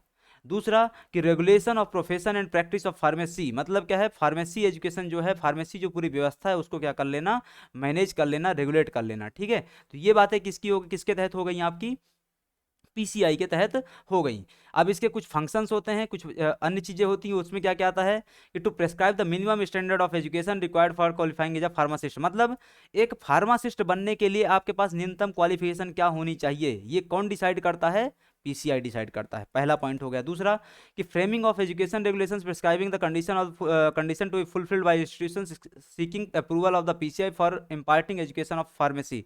मतलब अगर कोई ऐसा संस्थान जो फार्मेसी एजुकेशन चालू करना चाहता है, मतलब बी फार्मा या एम फार्मा या डी फार्मा, ठीक है, डिप्लोमा कोर्स होता है, बैचलर या यूजी कोर्स होता है और पीजी कोर्स होता है, सिर्फ 3 ही प्रकार के कोर्स होते हैं। बाकी फिर फाइनली कहाँ चला जाएगा, दर्शन शास्त्र में चला जाएगा, तो जहाँ पे क्या होता है, फार्मेसी एजुकेशन में पीएचडी होती है। ठीक है, तो उससे हमको मतलब है नहीं। ठीक है, तो अगर क्या है, इन तीनों कोर्सेज को कोई संचालित करना चाहता है, कोई इंस्टीट्यूट संचालित करना चाहता है, तो उसके लिए एक न्यूनतम प्रेस्क्राइब्ड मापदंड क्या होंगे, वो भी कौन तय करता है, पीसीआई तय करता है। इसके बाद आता है आपका कि to ensure uniform implementation of the educational standards throughout the country. मतलब क्या है, फार्मेसी एजुकेशन के संबंध में जो एक नियमावली बनी हुई है, उसका संबंध सिर्फ मध्य प्रदेश से नहीं रहेगा, उसका संबंध सिर्फ गुजरात से नहीं रहेगा। गुजरात के लिए अलग बनी हुई है, मध्य प्रदेश के लिए अलग बनी हुई है, महाराष्ट्र के लिए अलग बनी हुई है, ऐसा नहीं है। एक यूनिफॉर्मिटी रहेगी कंट्री लेवल पर, यूनिफॉर्मिटी रहेगी पूरे देश के लेवल पर। तो उस चीज़ को भी तय करने का दायित्व किस पे है, आपके पीसीआई पे है। ठीक है, उसके बाद आ जाता है आपका inspection of pharmacy institutions seeking approval under the pharmacy act to verify availability of the prescribed norms. ठीक है, मतलब क्या है, फार्मेसी एक्ट के तहत जो अप्रूवल लेने के लिए, मान्यता लेने के लिए जो भी बातें की गई, वो भी यहाँ पे इसके तहत आ जाता है। To approve the course of study examination for pharmacist, मतलब बी फार्मा कोर्स को मान्यता प्रदान करना, एम फार्मा कोर्स को मान्यता प्रदान करना, ये कौन करेगा, पीसीआई। इसके अलावा to maintain register of the pharmacist, जैसे हमने पीछे क्या पढ़ा था उसके बारे में, एनएमसी के बारे में। ठीक है, एनएमसी के बारे में हमने क्या देखा था कि वो मेडिकल जो प्रैक्टिशनर्स हैं उनका क्या करता है, एक रजिस्टर बना करके रखता है, जिसको हम क्या बोलते थे, मेडिकल रजिस्टर बोलते थे, जो इमरजेंसी के तौर में, इमरजेंसी के दौरान क्या आ सकता है, बहुत ज़्यादा हेल्पफुल हो सकता है देश के लिए। वैसे ही क्या है, फार्मासिस्ट का भी एक रजिस्टर बनाया जाता है। क्यों, कौन बनाता है वो रजिस्टर, स्टेट पीसीआई बनाती है। कौन बनाता है, इस चीज़ को अच्छे से याद रखो। ठीक है, कौन बनाता है, जो स्टेट पीसीआई होती है वो क्या करती है, इस रजिस्टर को बनाती है। ठीक है, स्टेट पीसीआई मतलब क्या, स्टेट पीसीआई का मतलब क्या होता है कि अभी हम जो भी बातें कर रहे थे ये सेंट्रल पीसीआई की बातें कर रहे थे, मतलब केंद्र स्तर पे जो PCI pharmacy council council of India की जो बॉडी है उसकी बात कर रहे थे। जो केंद्र स्तर पे बॉडी है उसका क्या होता है, ब्रांचेस होती हैं हर राज्य में, उसके रीजनल इंस्टीट्यूट होते, रीजनल कार्यालय होते हैं हर राज्य में, जिसको क्या बोला जाता है, स्टेट पीसीआई बोला जाता है। और स्टेट पीसीआई क्या काम करता है, फार्मेसी रजिस्टर को मेंटेन करने का काम करता है। ठीक है, तो ये क्या था, पूरा आपका पीसीआई के बारे में जानकारी थी मेरे। ठीक है, अब आ जाता है वेटनरी एजुकेशन के बारे में। वेटनरी एजुकेशन में क्या बातें की गई हैं, तो भारतीय पशु चिकित्सा परिषद वीसीआई, इसकी स्थापना कब की गई, तो veterinary Indian veterinary council act आया था 1984 में। इंडियन वेटनरी काउंसिल एक्ट, इस चीज़ को याद रखो कि जितने भी आपकी काउंसिल हैं उनमें से ऑलमोस्ट सभी क्या की गई हैं, किसी न किसी एक्ट से स्थापित की गई हैं। इसका मतलब क्या होगा कि अगर एक्ट से स्थापित कोई व्यवस्था है तो वो सदैव क्या रहेगी, वैधानिक व्यवस्था कहलाएगी, संवैधानिक व्यवस्था कहलाएगी। ठीक है, कोई डाउट नहीं रखना इस पे। सॉरी, संवैधानिक नहीं, सांविधिक। ठीक है, सांविधिक, संवैधानिक नहीं। ठीक है, सांविधिक, सांविधिक, वैधानिक, विधिक या स्टैच्यूटरी, उसकी उसी को बोल सकते हो। ठीक है, तो ये व्यवस्था क्या कहलाएगी आपका, उस प्रकार उस फॉर्मेट में बताएंगे उसको। ठीक है, तो इंडियन वेटनरी काउंसिल एक्ट 1984 के तहत क्या किया गया, भारतीय पशु चिकित्सा परिषद वेटनरी काउंसिल ऑफ इंडिया की स्थापना कर दी गई। ठीक है, जो एक्ट आया था उसके तहत कब किया गया, 1989 में। ठीक है, 1984 में क्या किया गया, एक्ट लाया गया और 1989 में उसकी क्या कर दी गई, स्थापना कर दी गई। दोनों चीज़ों में कंफ्यूज नहीं होना है कि एक्ट कब आया और उसकी स्थापना कब की गई। जनरली होता क्या है, एक्ट लाने के अगले वर्ष ही या कुछ ही महीनों में स्थापना कर दी जाती है, पर कई बार ये नहीं भी होता है। एक्ट ला दिया जाता है फिर उससे कुछ वर्षों बाद स्थापना की जाती है, जैसे इन दिस केस कि 1984 में क्या किया गया, आपका एक्ट आता है, 1989 में ऑलमोस्ट 5 साल बाद क्या किया जाता है, आपका वीसीआई की स्थापना की जाती है। दरअसल क्या है ना, सरकार कानून ला दी जाती है, फिर सरकार को समझ नहीं आता अब करें क्या। ठीक है, बोले कानून दबाव में कानून ला दिए, बनाने की इच्छा हो नहीं रही थी, तो बोले ठीक है पड़े रहने देते ठंडे ठंडे बस्ते में। ठीक है, तो वो करती हैं सरकारें। ये तो क्या हो गया वीसीआई। अब आता है मिनिस्ट्री, ये मतलब कि जो वीसीआई है वेटनरी काउंसिल ऑफ इंडिया किस मिनिस्ट्री के तहत संचालित है।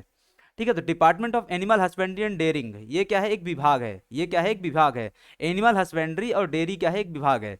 ये विभाग किसके तहत आता है, तो ministry of fisheries, animal husbandry and dairying. ठीक है, मिनिस्ट्री ऑफ फिशरीज क्या है, मिनिस्ट्री ऑफ फिशरीज हो गया, एनिमल हस्बेंड्री हो गया, डेयरी का, डेयरी संबंधित जो मंत्रालय है उसके तहत एक विभाग है, उस विभाग के तहत क्या आता है, आपका वीसीआई आता है। ठीक है, इस चीज़ को आपको अच्छे से याद रखना। अभी जस्ट हमने पीछे पढ़ा था, वहां पे अभी एक छोटा सा चीज़ याद आ गई। ठीक है, बता देता हूँ मैं आपको। अभी हमने क्या पढ़ा यहाँ पर, पीसीआई पढ़ा था। ठीक है, अभी हमने क्या देखा था, पीसीआई देखा था। पीसीआई में हमने क्या देख लिया, पूरी सब बातें देखी, जिसमें हमने एक पॉइंट छोड़ दिया कि किस मिनिस्ट्री के तहत आएगा। ठीक है, तो देखो इसमें कंफ्यूज होने की आवश्यकता नहीं है। पीसीआई पूरा पूर्णतः किसके तहत आएगा, एजुकेशन मिनिस्ट्री के तहत आएगा। पूर्णतः क्या है, इस एजुकेशन मिनिस्ट्री के तहत आएगा, पहला पॉइंट। दूसरा पॉइंट जो कंफ्यूजन वाला होता है वो क्या है कि फार्मेसी एजुकेशन जो है वो किसके तहत आ जाएगी, एजुकेशन मिनिस्ट्री के तहत। पर फार्मेसी के संबंध में जो ड्रग्स रिलेटेड जो भी काम होगा, फार्मेसी के संबंध में जो ड्रग्स अथवा दवाइयों संबंधित जो भी काम होगा वो किसके तहत आ जाएगा, ministry of chemical and fertiliser के तहत आएगा। Ministry of chemical and fertiliser के तहत आएगा। ठीक है, इसमें कंफ्यूज होने की आवश्यकता नहीं है। ठीक है, दवाइयों संबंधित जब भी ये बात करेंगे हम तो केमिकल फर्टिलाइजर मिनिस्ट्री होगी, और फार्मेसी एजुकेशन की जब भी बात करेंगे तो मिनिस्ट्री ऑफ एजुकेशन हो जाएगी। ठीक है, तो ये हो गया आपका।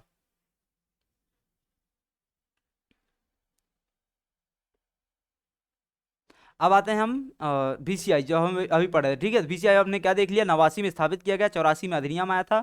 Ministry of fisheries, animal husbandry और डेयरिंग मंत्रालय हो गया। विभाग कौन सा हो गया, एनिमल हस्बेंड्री एंड डेयरिंग विभाग हो गया। ठीक है, इतनी बातें हमने कवर कर ली। अब आता है कि इसका उद्देश्य वगैरह क्या होता है, उसको देख लो।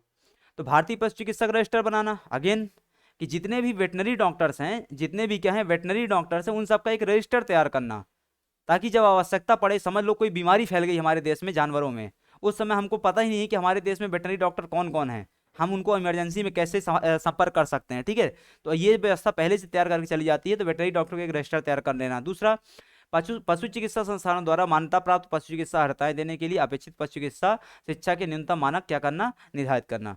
ठीक है, बहुत सारी क्या चल रही है, वेटनरी इंस्टीट्यूट चल रहे हैं, वेटनरी कॉलेजेस चल रहे हैं, वेटनरी यूनिवर्सिटीज चल रही हैं, इन सबको क्या करना, मान्यता देना, मान्यता प्रदान करना, आदि चीजों क्या करना, विनियमित करना। ठीक है, इसके अलावा पशु चिकित्सा द्वारा अपनाए जाने वाले व्यावसायिक आचरण, शिष्टाचार, आचार संहिता क्या करना, निर्मित करना। मतलब डॉक्टर कैसा व्यवहार करेगा इसको भी तय करने का काम, दायित्व क्या है, इन्हीं का है।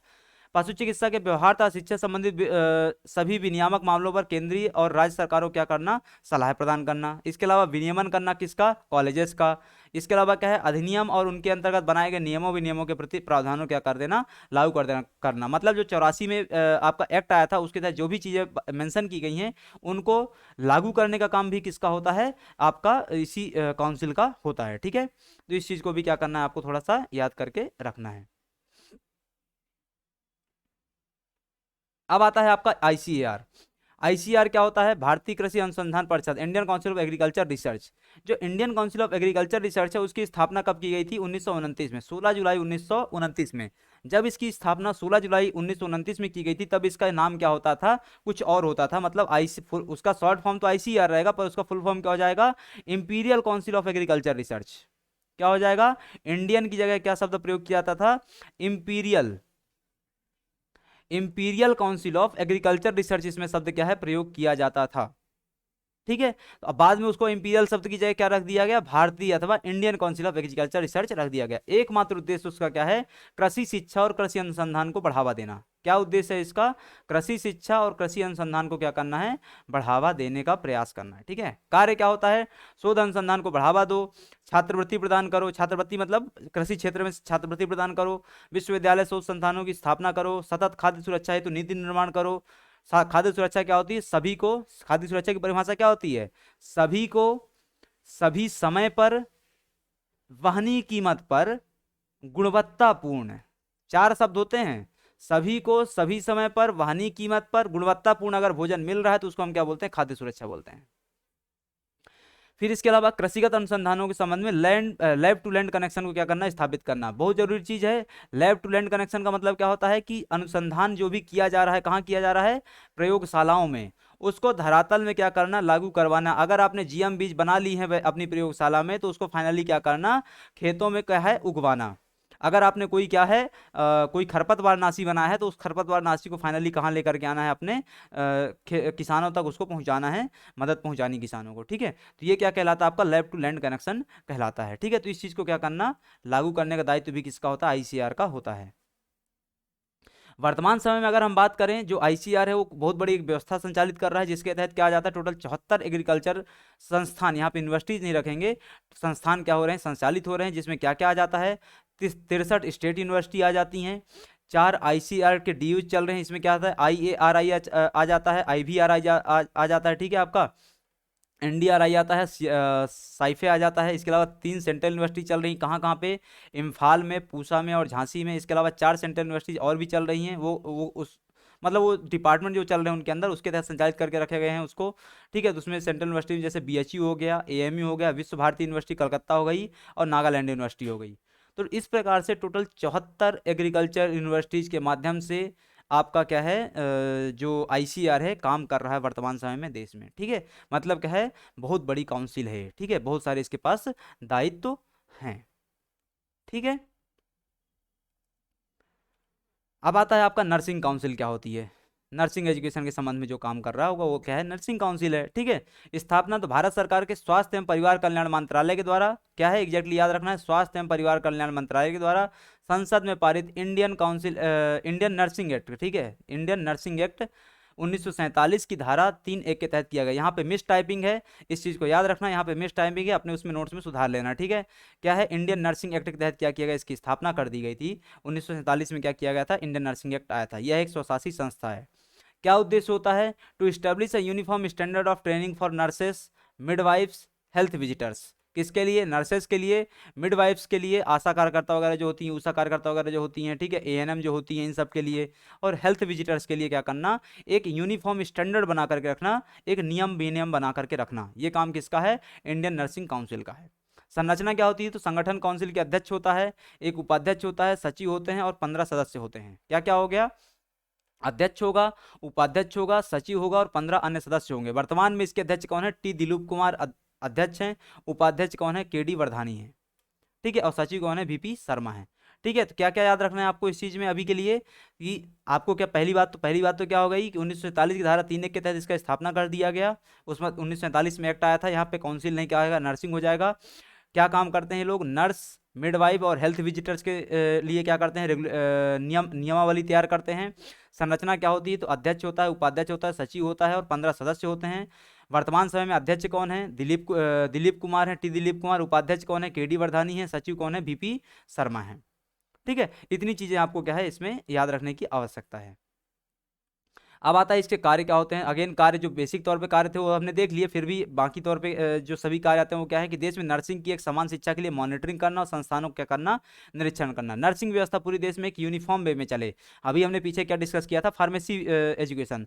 तो फार्मेसी व्यवस्था जो है पूरे देश में एक यूनिफॉर्म वे में चलती रहे, उसके लिए क्या कर दिया गया, पीसीआई बना दिया गया। वैसी नर्सिंग व्यवस्था पूरे देश में एक समान रूप से संचालित हो, उसके लिए क्या बना दिया गया, नर्सिंग काउंसिल बना दी गई।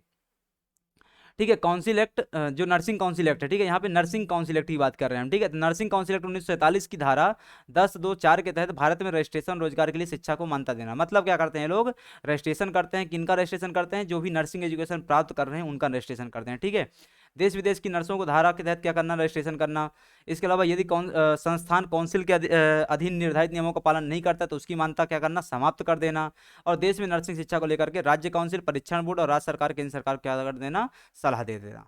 ठीक है, तो सलाह देने का काम करेगा, मान्यता देने, मान्यता समाप्त करने का काम करेगा, रजिस्ट्रेशन करने का काम करेगा। तो ये मोटे मोटे क्या होते हैं, नर्सिंग काउंसिल के क्या होते हैं, कार्य होते हैं। ठीक है, तो इतनी चीजें क्या है आपको नर्सिंग काउंसिल के बारे में याद रखने की आवश्यकता है। अब आता है आपका आयुष वाला। ठीक है, आयुष एजुकेशन के संबंध में एक आखिरी जो आपका दिया हुआ है उसमें। ठीक है, देखो आयुष का फुल फॉर्म आपको पता ही है, क्या क्या आता है आपका, आयुर्वेद आता है। ठीक है, ये से आयुर्वेद हो गया।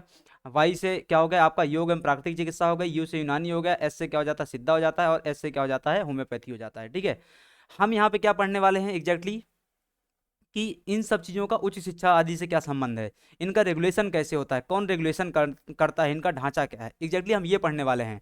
ठीक है, हमको ये पढ़ने की आवश्यकता नहीं है कि आयुर्वेद क्या है, होम्योपैथी क्या है, यूनानी क्या है, सिद्धा क्या है, योग क्या होता है, कैसे काम करते हैं, वात पित्त कफ क्या होता है। ठीक है, ये सब पढ़ने की हमको आवश्यकता नहीं है। ठीक है, हमको इनका रेगुलेशन आदि पढ़ना, ढांचा पढ़ना, जो कि हमारे सिलेबस में मैंशनड है। ठीक है, तो सबसे पहले आता है ministry of Ayush. Ministry of Ayush जो है वो कैसे बना, इसका हम पूरा पहले व्यवस्था देखेंगे। ठीक है, तो 9 नवंबर 2004 को भारत सरकार, मतलब जो वर्तमान सरकार चल रही है मोदी सरकार, 2014 में जब ये मोदी सरकार बनती है तो उनने क्या कर दिया, जो एक आयुष विभाग होता था। ठीक है, आयुष विभाग कैसे बना उसको भी हम अभी देखेंगे, बट फिर भी पहले अभी के लिए कि जो एक आयुष विभाग होता था उसको क्या कर दिया गया, आयुष मंत्रालय में कन्वर्ट कर दिया गया। कब किया गया, 9 नवंबर 2014 को किया गया। ये जो आयुष मंत्रालय है उसका विजन क्या है, एकमात्र विजन क्या है उसका, reviving the profound knowledge of our ancient systems. Reviving the profound knowledge, revive करना मतलब पुनर्जागृत करना, किसको, हमारे एंशियंट सिस्टम ऑफ मेडिसिन को। एंशियंट सिस्टम ऑफ मेडिसिन मतलब हमारी पारंपरिक चिकित्सा पद्धति को। पारंपरिक चिकित्सा पद्धति मतलब क्या है, हमारा आयुर्वेद है, हमारा योगा है, उसको क्या करना है, रिवाइव करना है। And ensuring the optimal development and propagation of Ayush systems of health care. और साथ ही साथ क्या करना, जो आयुष हेल्थ केयर है, आयुष चिकित्सा पद्धति है, उसको क्या करना, बढ़ावा देना। ठीक है, इतने से विजन के साथ इसको क्या कर दिया गया, 9 नवंबर 2004 को स्थापित कर दिया गया। ये तो क्या हो गया भाई, जो अभी आयुष मंत्रालय बन गया है उसकी बात हो गई। पर आयुष मंत्रालय बनने के पहले ही बहुत सारी क्या हुई थी, प्रोग्रेस हुई थी, उस प्रोग्रेस को देख लेते हैं। तो सबसे पहले क्या किया गया था, department of Indian system of medicine and homeopathy. Department of Indian system of medicine and homeopathy, नाम अच्छे से याद रख लो। कब बनाया गया, 1995 में बनाया गया था। एक डिपार्टमेंट बनाया गया, क्या नाम से, इंडियन सिस्टम ऑफ मेडिसिन और होम्योपैथी नाम से। ठीक है, बाद में 1995 में बने हुए इस डिपार्टमेंट को क्या कर दिया गया, नाम परिवर्तित कर दिया गया। क्या नाम रख दिया गया, department of Ayush, yoga, naturopathy, यूनानी एंड सिद्धा, मतलब कि डिपार्टमेंट ऑफ आयुष रखा गया। कब रखा गया, 2003 में रखा गया। ठीक है, क्या समझ में आए पॉइंट आपको कि 1995 में क्या किया गया था, department of Indian system of medicine and homeopathy बनाया गया था, जिसको 2003 में क्या कर दिया गया, नाम बदल करके डिपार्टमेंट ऑफ आयुष कर दिया गया। ठीक है, इतनी बात क्लियर हुई। और ये जो डिपार्टमेंट ऑफ आयुष 2003 में बना था, इसको फाइनली 9 नवंबर 2014 क्या बना दिया गया, मंत्रालय बना दिया गया।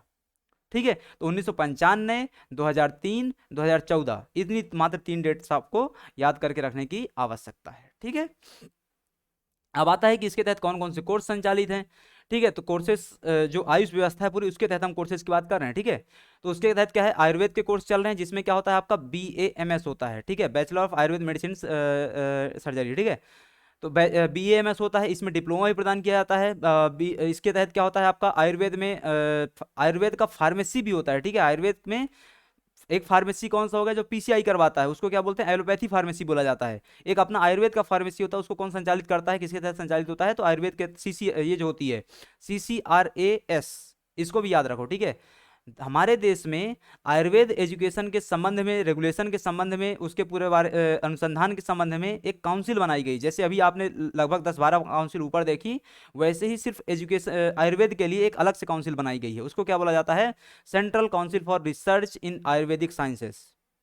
ये क्या करती है, इस पूरी व्यवस्था को संचालित करती है। कौन कौन सी व्यवस्था, BAMS की व्यवस्था, और जो डिप्लोमा कोर्सेज चल रहे हैं उन सब की व्यवस्था को, ठीक है।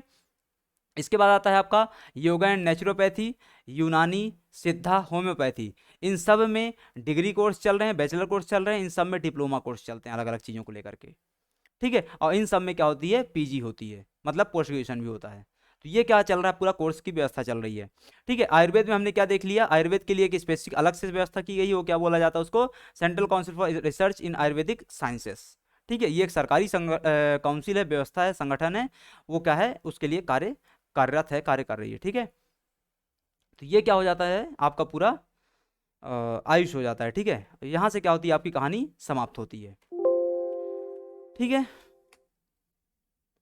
मेरे ख्याल से अभी आपको कोई डाउट नहीं होगा।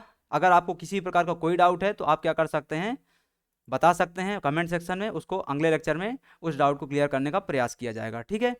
अभी के लिए इस क्लास को यहीं समाप्त किया जाता है।